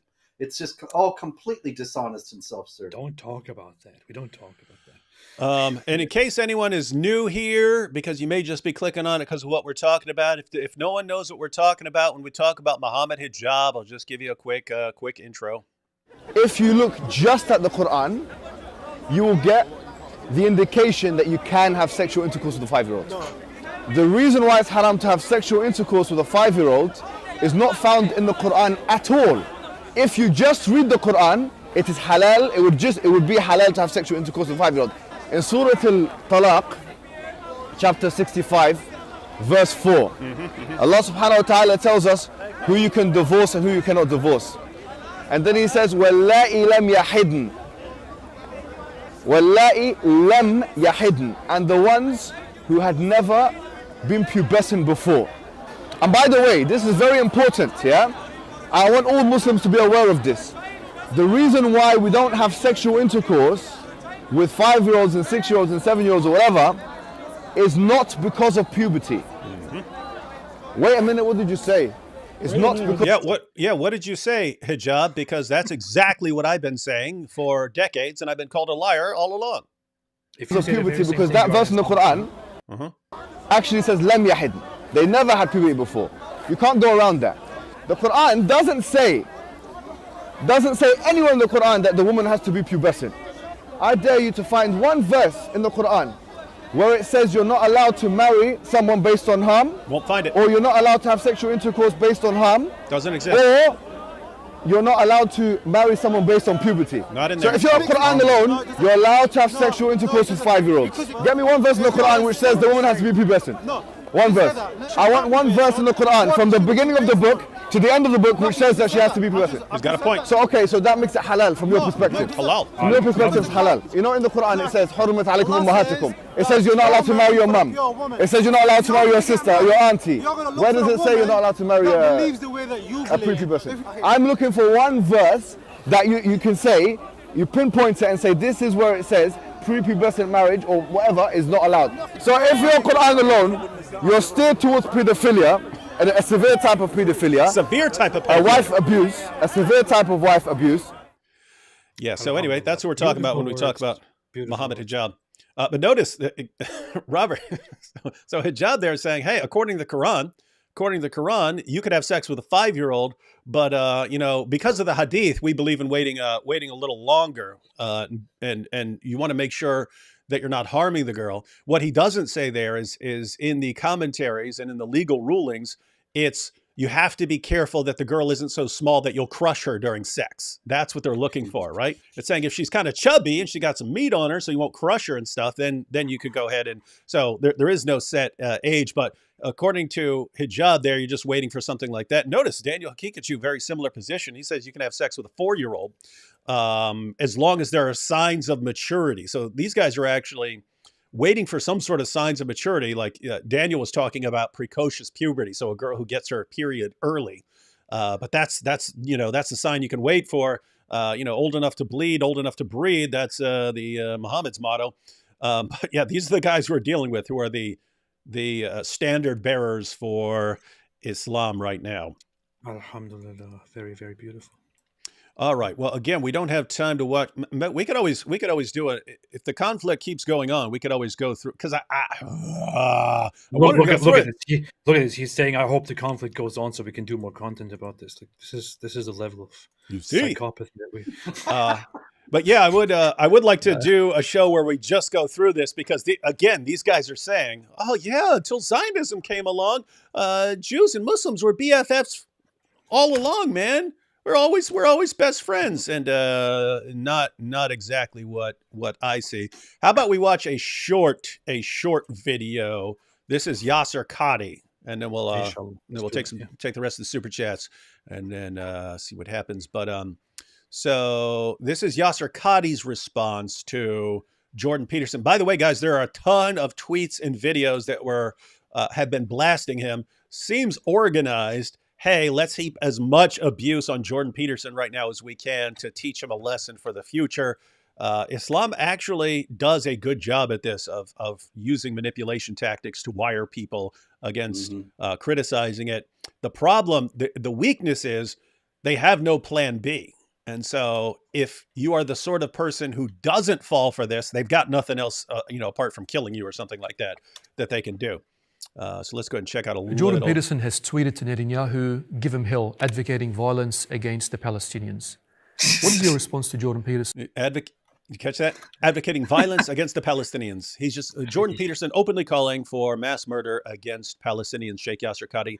Sheikh Yasser Qadi, do you agree that Israel should just massacre all the Palestinians, as Jordan Peterson has declared?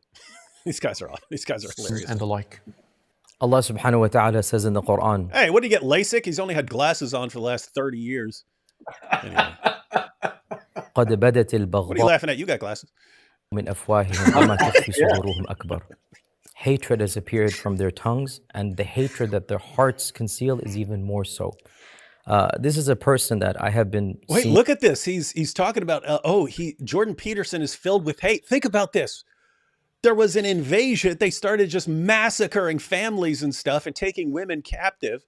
Peterson says, "Hey, give them hell." And look at the hatred that this man has been harboring in his heart. Let's see what he says again. Appeared from their tongues, and the hatred that their hearts conceal is even more so. Hey, hang on. If you're talking about hatred, you're planning. Why is he being so emotional? Hey.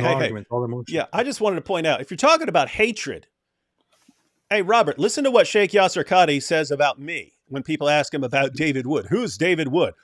This is his response. As for David Wood, I have rarely come across somebody who is more vulgar, vile, foul-mouthed, noxious, repugnant, depraved excuse of a preacher.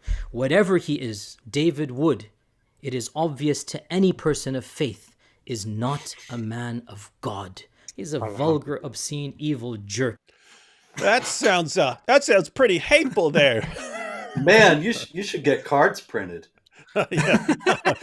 that should be my description in like Twitter and YouTube and so on. That's who I am. This is a person that I have been seeing his videos on and off. There's no doubt there's some issues that are positive, but I have always found him to be an ardent supporter of Zionism against our Palestinian brothers and sisters. And this has shown clearly from the very beginning. This recent tweet of his once again indicates that not just him, but overall, so many of our politicians, so many of our pseudo-philosophers, they're looking at this entire... How dare you interrupt the great Yasser Qadi? So what is going on here is the whole world is exposed to footage of images of these terrorists invading land, taking civilians out of their vehicles, out of their homes, beating them, shooting them, killing them. They are laying in the streets. Elderly people are in their own blood in the streets. Others are raped, carried naked for no reason, apparently because of rape, on the back of trucks, and they are celebrating. People who see this get outraged at this and say, "This is unacceptable. Enough is enough. Deal with them now."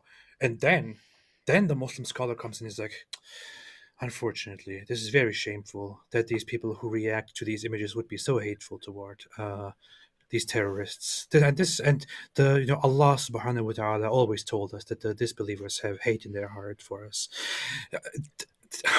I don't know how I can possibly still sit here and be patient toward this completely dishonest display of their inhuman, barbaric, two-faced, vile approach to all of us, while they stand there and applaud the brutal massacre of innocent people, of children, of elderly people, of random civilians, while they advocate for the killing of apostates, the killing of blasphemers, as we have just seen, for waging war against the disbelievers, for taking slaves, for raping them, while they are celebrating the hostage situation and the raping of civilian women. They then sit there and are like, "You see, Allah always told us that the disbelievers have so much hate. Unfortunately, what are we to do?" Oh man, I don't know why I have any kind of respect for. I don't know. I don't want to say anymore. That's a first. At this entire reality from an extremely, extremely skewed narrative. How can one ignore 80 years of oppression? How can one ignore it? What about 14 centuries of oppression, Sheikh Yasser? 80 years of colonization. How can one ignore 80 years of direct taking over of the lands and the peoples? People that are not even Muslim, Nelson Mandela and others. This is what is crazy. I mean, these Muslims marched out of Arabia, went across Africa up into Europe, conquering until they were stopped and couldn't conquer. And they marched. They headed east all the way, India, China, and so on, conquering. Suddenly, we get to this little piece of land that's like the size of a postage stamp on a world map, and suddenly it's wrong. It's wrong. I mean, one, the way they describe it is totally wrong. But even if you granted, suppose you granted that there was a group there, and they're the Palestinians, and they've been there all along. There was never a Jew there ever, and Jews just came in and conquered it, and now Jews have this land and so on. How, as a Muslim, could you say that there's something morally wrong about that? Like, how, in the name of common sense? You couldn't. Even in their version of events, there would be nothing wrong with it. It's what their guys have been doing all along. Absolutely insane stuff.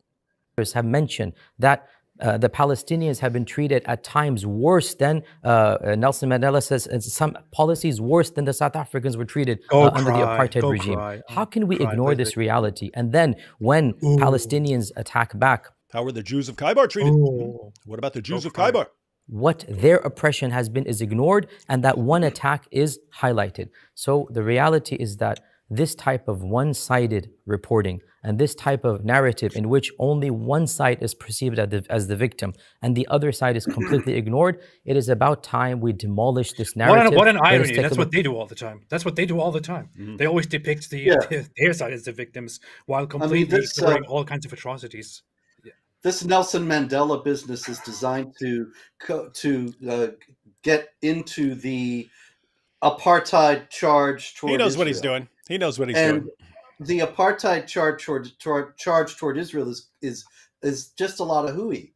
The black South Africans were not blowing people up or declaring that they were going to commit genocide or doing anything like what the Palestinians are doing. What's more, the Israelis have a massive population of Muslim Arabs who are Israeli Arabs, who are full citizens, have complete equal rights, do not suffer any discrimination whatsoever. The Palestinians have to pass through checkpoints and get searched to come and work in Israel because so many of them try to kill people. And that's what Yasser Qadi, of course, is not wanting you to know. Yeah, I have to say, I go through. You go through Jerusalem. You hear the Islamic call to prayer blasting over loudspeakers and so on. Mm-hmm. You know very well, right? If we sat here and gave this whole speech that Yasser Qadi is giving, the Muslims would say, "Oh, cry, play the victim." Yeah. That's what they would do. Yeah.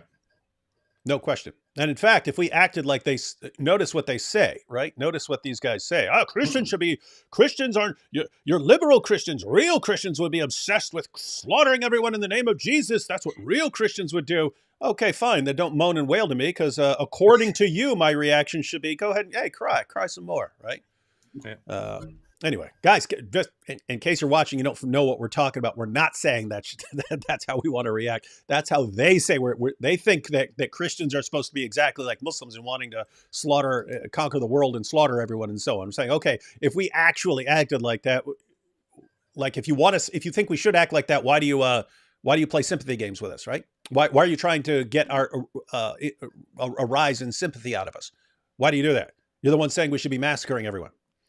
Yep. Right. The full picture, fact of the matter is that our Palestinian brothers and sisters, their land, their lives, their peoples have been taken over for 3 generations. For how long will they remain like this? The world has been 14 centuries? Completely ignoring their plight. I have visited that land multiple times. The world has been ignoring their plight. It seems like a massive focus of the world's attention compared to other places. There are other places where you have groups that have been displaced and so on. This seems to get the bulk of the world's attention.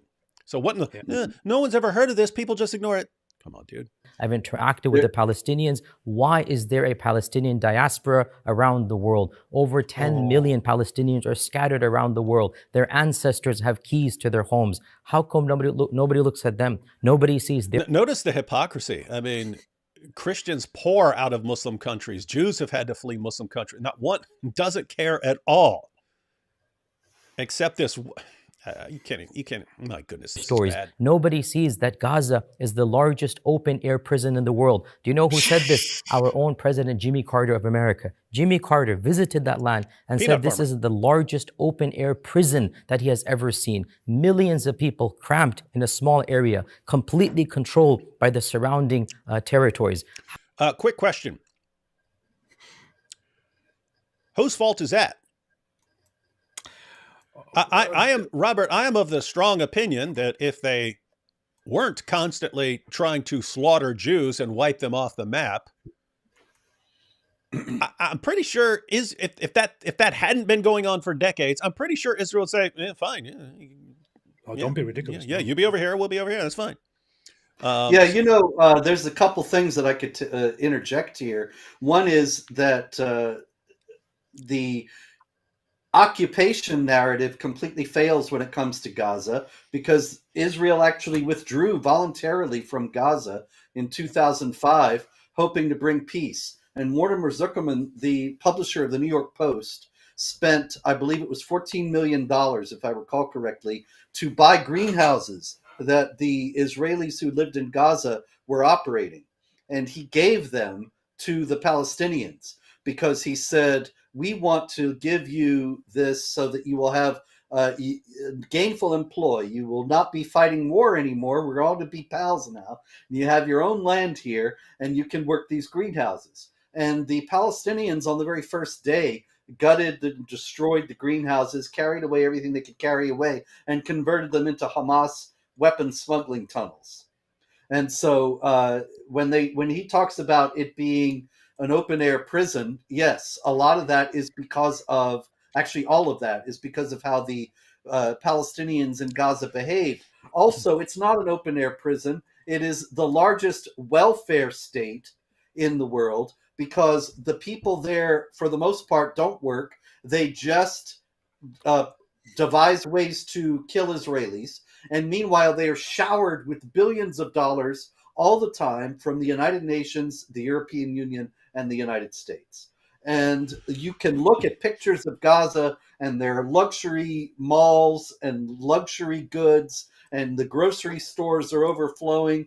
And the idea that these people are suffering any kind of deprivation at all is a complete myth. This is so Islamophobic.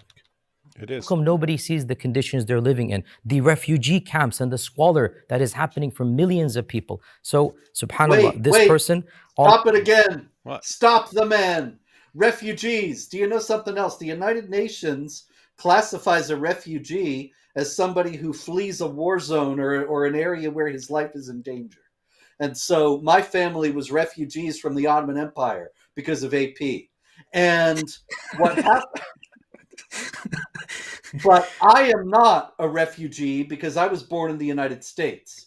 Now, if I were a Palestinian and my family had left when the Arab Higher Committee said to leave the land that is now Israel, then I would be a refugee, even though I was born in the United States. The Palestinians are the only people in the world where refugee status, according to the UN, is passed on to the children, to the grandchildren, to the great-grandchildren, and on and on and on forever. And that's so that this whole refugee gravy train with the EU and the UN and the United States giving millions to refugees and Yasser Qadi crying about refugees, it's all because it's a moneymaker for the Palestinian Arabs. And the refugee status is artificially prolonged. Not only that, but all the surrounding areas where the people were Arabs, just as Arab as the Palestinians. Lebanon, Jordan, Syria, and Egypt, they refused to allow the Palestinians to settle and become citizens. They wanted to keep them refugees so that they would use the refugee status as a stick to beat Israel with. And so when he talks about them being refugees, that is an entirely solvable problem that has been artificially kept alive by the UN and the Muslim countries.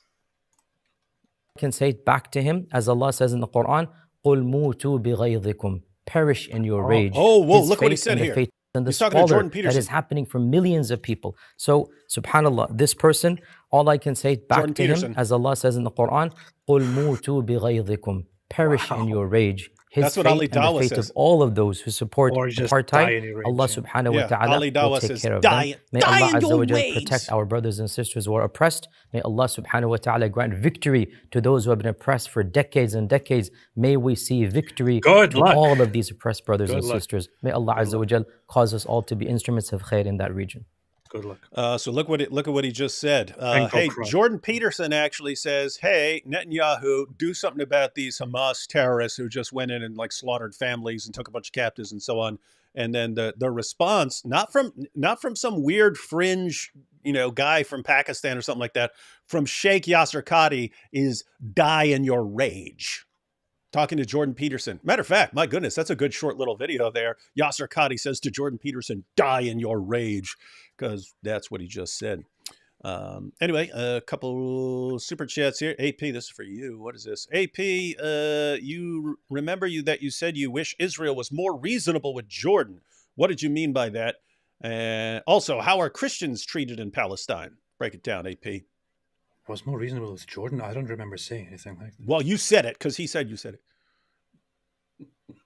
Did I say that? Or was it in reference? Was Okay. it reference to You'll have to something? I don't remember saying anything like that. I don't Yeah, know. Toasted, you'll have to clarify because we don't know what you're talking about. Don't clarify. Yeah, okay. Leon says the woke and Islamist argument is that it belongs to the first people there, and they are still wrong on this one on multiple levels. Yeah, so Which one, first people? it would be stupid. So it would be stupid to say if one group had this land at some point, therefore it should be returned to them. You'd have to, I mean, what country in the world wouldn't have to change radically to do something like that? And that's the point. They seem to only apply it right here on this one point. And then the additional point is they weren't the first people. It's made up. So anyway. Give it back to the dinosaurs. The dinosaurs. Yes, the dinosaurs had it first. You see? Give it to T-Rex. Sid Dave says, is Islam a Christian heresy? Muhammad misunderstood Trinity and many other Christian concepts and came up with Islam. If only some Christian could have clearly explained doctrines of Christianity to Muhammad, Islam wouldn't exist. Yeah, there's actually connected to the heretical Christian views. Yeah, St. John of Damascus. This book here is one of the first ones that mentions Islam as a heresy of Christianity and a very diluted one. And that was the early view of Christianity among of Islam among Christians. And yeah, there's a reason that Muhammad's views of Jesus and so on are heretical. The emperor, I think it was Justinian, expelled heretics from the Roman Empire, and a bunch of them went to the Middle East. And so that's why you find sort of doctrines that are all over the place in the Quran. What is this? Empire of God. How the Byzantines saved civilization. You want to hear about Justinian? It's all here. Oh, it's in there. Oh yeah, Justinian and much more. Yeah, I don't want to hear about Greeks. I'm Turkish. Yes, yes, David. You can. So, Sid, David, you can view Islam as a Christian heresy. You can. And Sid, David, again, only 4 Muslim countries legally allow marriage between non-Muslim men and Muslim women. Forget gay marriage, legalize heterosexual interreligious marriage first. They're gonna have a problem with that because that actually comes from the Quran. Solitary Emmy says some Israeli soldier in the chat called Ethan asked for collective prayer for Israel. Do you guys interested in praying for them together? Solitary Emmy, we have an atheist in our midst, and he tends to lose his mind whenever people pray. But it is on here for everyone to. I mean, you should be praying. Everyone should be praying for the situation over there. Last time they prayed here on this channel and I was here, I started going up in flames. He burst into flames. Yeah. Daniel Hakikachu is an undercover Mossad agent. Lol. We should start calling him Mossad. What is this? Are Russians even European Christians? Like they have completed on other Europeans and allying themselves with Hamas, North Koreans? What? Don't know what's going on here. I have no idea why people keep bringing up Russia. It's a garbage country. Okay, we'll just say it. Because right now there are lots of rumors that Russia is in the camp with Iran to cause and fuel this conflict.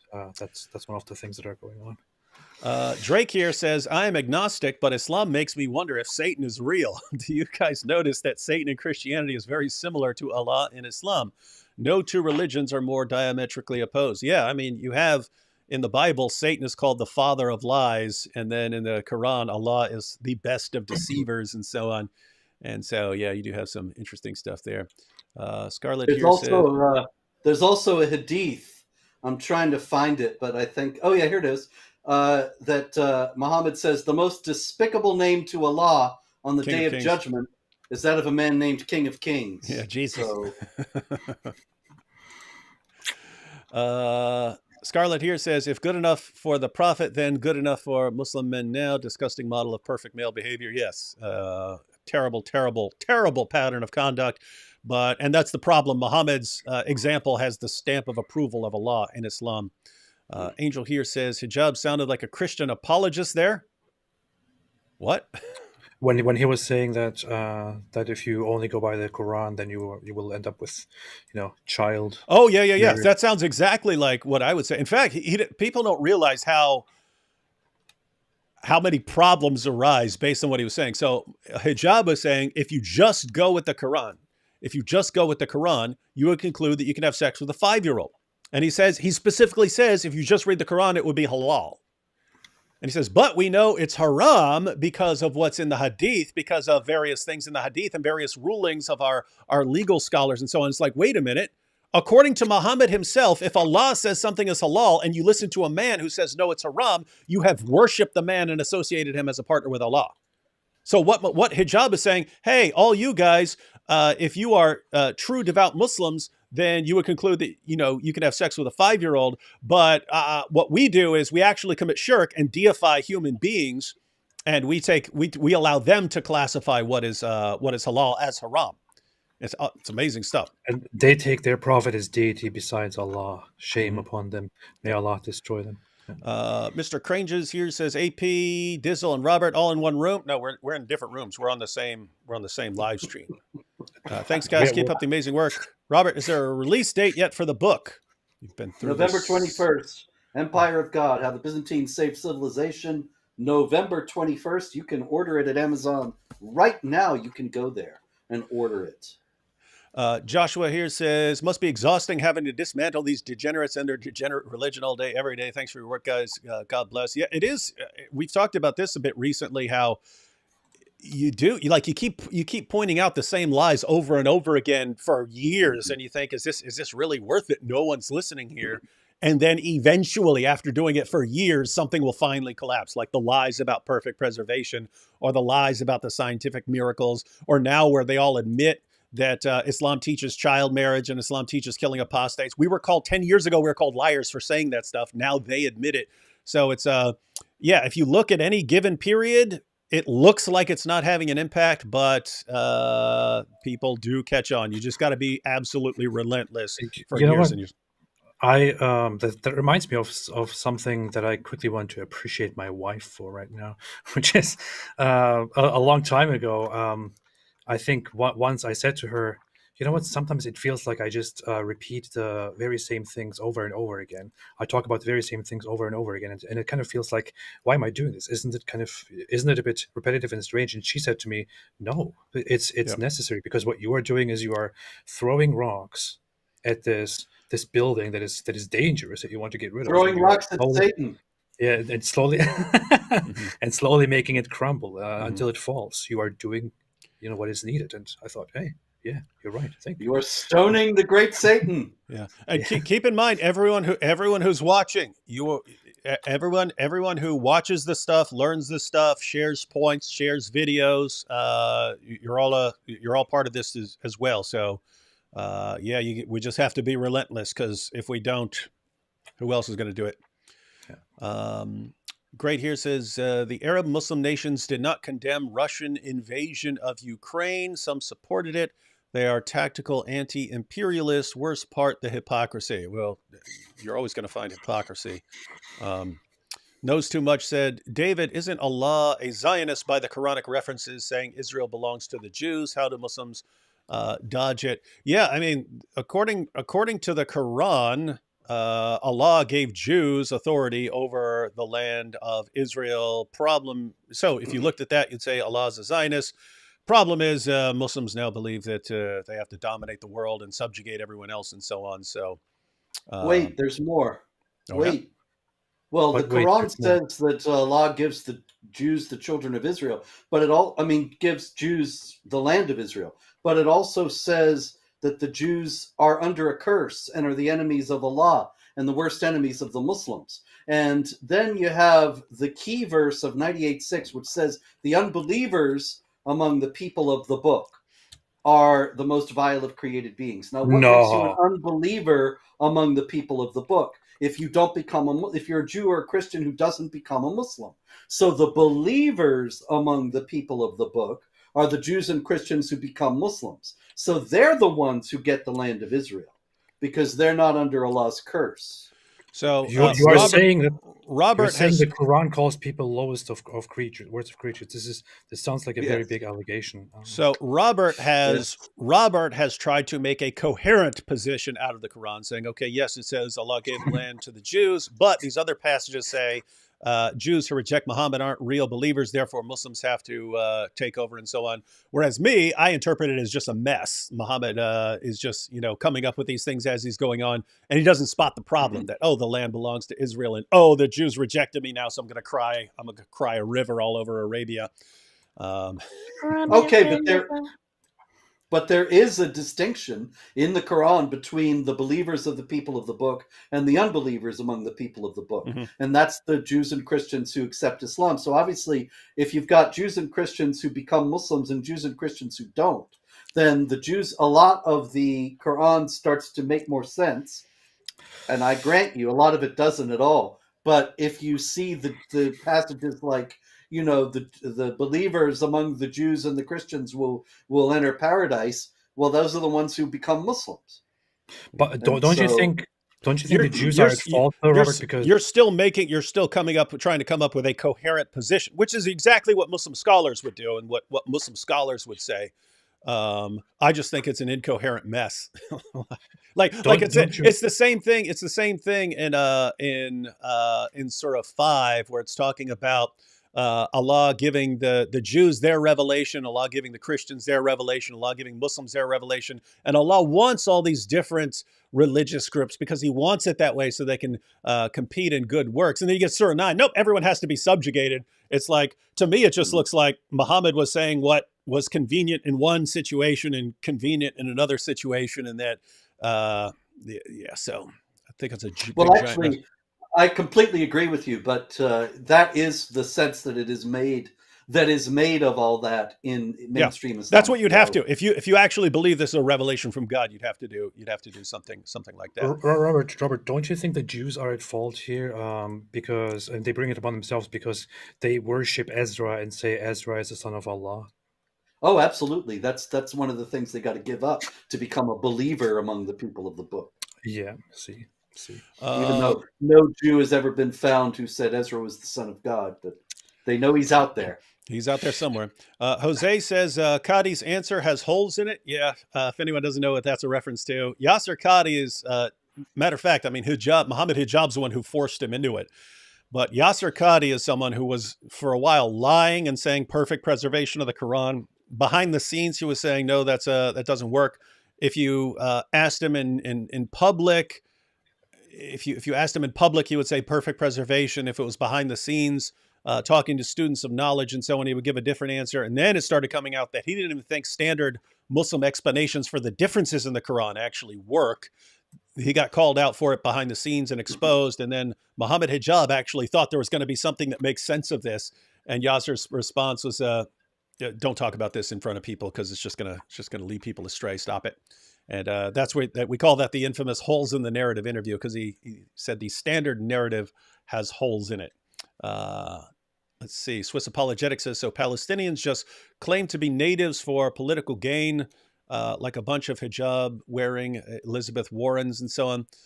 Yeah, you can. I mean, keep in mind the people who are there are usually, they are the descendants of people who were there before them. It's just they don't really go back like they say they do. Gray's here. Which interpretations of Islam would you say are not harmful and are positive for society? People always mention the Ahmadis in this connection, and I just got to say that every Ahmadi I have ever encountered is such a colossal jerk. And I don't understand how they can go around saying love for all and hatred for none when they are all incredible creeps. They are the rudest, nastiest people I have met. I mean, outside of somebody like Daniel Hakikaju or something like that, they're real jerks. And I don't understand how they can profess this love for all and then maintain I can. This. But every last Ahmadi I've met. Yeah, I've met Ahmadis who are actually pretty nice and so on. It's you could get a skewed view by who. What? That was Nabil's family. That was Nabil's family. They were super nice, and his cousins. They were all cool and stuff. And I've met some along the way. It's but the the people who come at you online tend to be worse than, you know, someone who's minding his own business and actually living by the motto, you know, love for all, hatred for none, and so on. But I know what you're talking about. I've seen like people just blasting at me, and I think it's like the most devout Salafi in the world. And I check his page, I follow Mirza Ghulam Ahmed, and but I think part of it there is because they're a minority position, they think they have to like compete for attention. And they copy the methods that tend to work in Islam, and that's like lots of chest thumping and I'm exposing you, and you even see Shias, acting like that now. And so it's like everyone's saying, "Oh, here's what works in our community: thumping your chest and boasting and insulting everyone." And so we all there's no plan B, so we all just have to do that. Whereas no, you might be better off if you are actually nice and not condescending and insulting people constantly. But yeah, there are interpretations of Islam which are less harmful.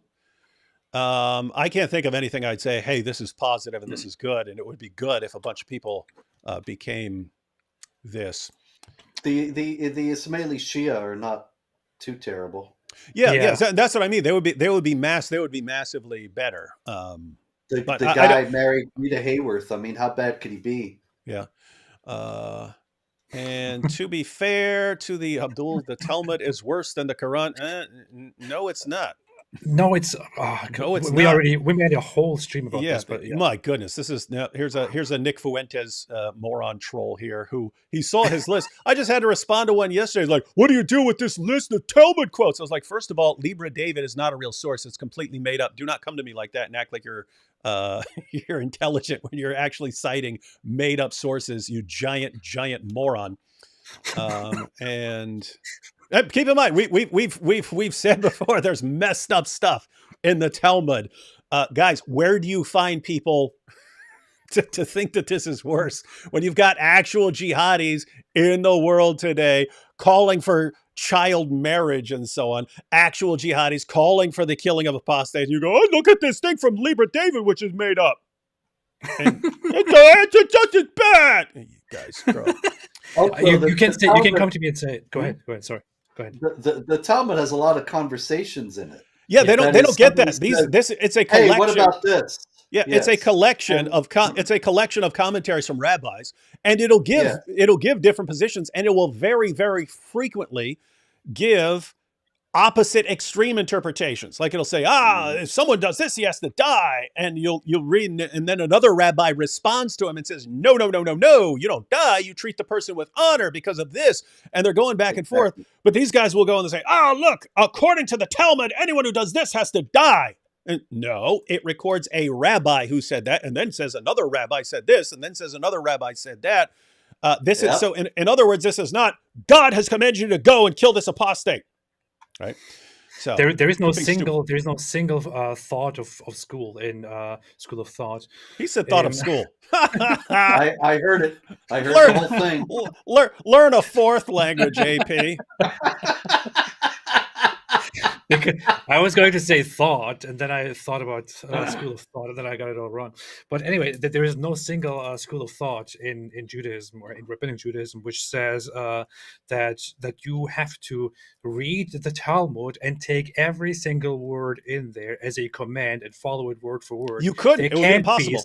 There can't be such a thing because it doesn't make any sense. It's impossible because it is full of contradictions for a purpose, because they are discussing things, going through things. Yeah. You can come and say, I don't like the Talmud. There is a lot of messed up stuff in there. There is a lot of stuff I don't like. I would say, okay, I see where you're coming from. But if you're coming to me and saying the Talmud is just as bad as the Quran, it's even worse than the Quran, and it says this, and this is binding on all Jews. It's like, shut up! You don't know what you're talking about. Yeah. And notice, and we are proud of that. Yeah, if you wanted. So they basically record their rabbinic debates and so on and put it together into a giant book. Just imagine if you did this with like Christianity, right? You just recorded every Christian's commentary on every passage for centuries and so on. And then you went through it. Would you find people who said some really, really messed up stuff? Yeah. And if you said, hey, therefore, this is the position of Christianity. You I don't know, you'd sound like an idiot to me. Chechen Democrat here says, the messenger of Allah said, I will expel the Jews and Christians from the Arabian Peninsula and will not leave any but Muslim. Oh, you're taking it out of context. This is a lie. This is Islamophobic. That is an issue with matter of fact, I think I have that one. Here you go. Sahih Muslim. It has been narrated by Umar that he heard the Messenger of Allah say, I will expel the Jews and Christians from the Arabian Peninsula and will not leave any but Muslim. Absolutely correct. So it's weird how in spite of that, in spite of Umar actually obeying Muhammad's command to expel the Jews and Christians from the Arabian Peninsula, there was never any problem with Jews until Zionism came along. At least that's what I've heard. That's what I've heard from on the Dean show. Scarlett here says Nabil gets brought up. Other Muslims, oh, that wasn't real Islam. Yeah, that does happen. Matter of fact, that's what was funny when Rashid pointed out. He says, "Hey, you got these 2 billion Muslims. If you actually look, once they start saying he's not a real Muslim, here's not a real Muslim, eventually you get down and it's that Muslim in his mosque, and he's the only one." And that is an ongoing problem. And Chechen Democrat here. Any Chechen ex-Muslim here? Yes, AP. Chechen ex-Muslim. Wow, that's nice to see. All right, ladies and gentlemen. Well, so we went through, guys, the real takeaway here, one, definitely Robert's explanation of the conflict and some of the myths surrounding it. Definitely want to pay attention to that. Definitely want to get Robert's book, because it's just going to be an issue. It's just going to be a huge issue moving forward. And so it's good if people are actually informed. Apart from that, I mean, learn the manipulation tactics that are used, because the keyboard jihadis, the Dawa guys, they use the exact same methods over and over and over again. When they try to use it on you, call them out for it. Say, do you really think I'm stupid? Oh, you insulted me, therefore I'm going to say what you want. Not a freaking coward, right? That has to be the response. 2 more super chats here. Mr. Crangen says, what hadiths do the different sects use? Well, I mean, Sunni, the vast majority of Muslims are Sunnis. And so their hadith collections are pretty standard. It's pretty easy to find them. But their main sources are called Sahih Sitta. That's the reliable 6, but that's Sahih al-Bukhari, Sahih Muslim, Sunan Abu Dawud, Sunan An-Nasai, Jami at-Tirmidhi, and Sunan Ibn Majah. Those are all available on sunnah.com, so no problem finding those. If you're talking to Shias, they will usually have some different sources, so they'll use like Al-Kafi and so on, which, by the way, you can still get. But yeah, if you want the biggest bang for your buck, I'd go with Sunni sources, because those are the ones you're going to run into most frequently. And nobody takes Shia sources seriously anyway. So yeah.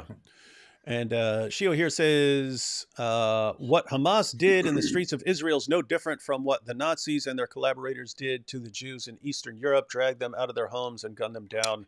You see this Allah told us that disbelievers have only hate in their hearts, and you see all the hate toward people who. Yeah, and so what would Yasser Qadi say to this guy? Die in your rage. Die in your rage. I'm a rational scholar. Die in your rage. Die. My goodness, man. But it is true, though. It is true. It is very true. But these are pretty much Nazi tactics and behaviors. But I mean, think about this. Even worse at this level, I think, than they were with the Nazis at the very beginning. And I would have to say, if anyone did this, if anyone just went and say, hey, we're going to go massacre, we're going to run around massacring families and stuff like this, and taking captives and raping them and so on, you would think that this should be something that everyone's just going to condemn. But you see, again, we're not talking about some random fringe people affirming this. It seems like all the Dawa guys across the board and their scholars across the board are all on the exact same side of the guys who are killing kids and taking captives to rape and then hold for ransom and so on. So, yep. They're proud of that. Then last one here. Thanks for your scholarship and debate. Not sure who you're talking to. I assume you're talking to Robert if you said scholarship, because we definitely aren't getting scholarship from AP. Probably me. Yeah. I also want to remind everyone. So we have 2 great authors in here. I would always advise to go and buy Robert Spencer's book here, who is authoring and soon publishing a very important book. The other great author is me. I write great tweets and make community posts. And All right. So, yeah, well, I'm sure we will have more to discuss and more live streams, unless this just suddenly stops tomorrow. But looks like you're going to have ongoing conflict, and you're going to have lots of Dawa guys lying about what's going on and trying to approve of killing Jews and so on. So I'm sure we're going to have more to say. Dawa guys don't lie. What are you talking about? In the meantime, be sure to check out AP's channel. Tons of stuff there. Check out Robert's channel. Robert and I do a show on Wednesdays on his channel called This Week in Jihad, where we keep everyone up to date. Until next time, let's go with some great outro music here. Alhamdulillah. Ain't gonna follow no child molester, sex offender, private pretender. Ain't gonna follow no child molester. Islam's not for me. Islam's not for me. Islam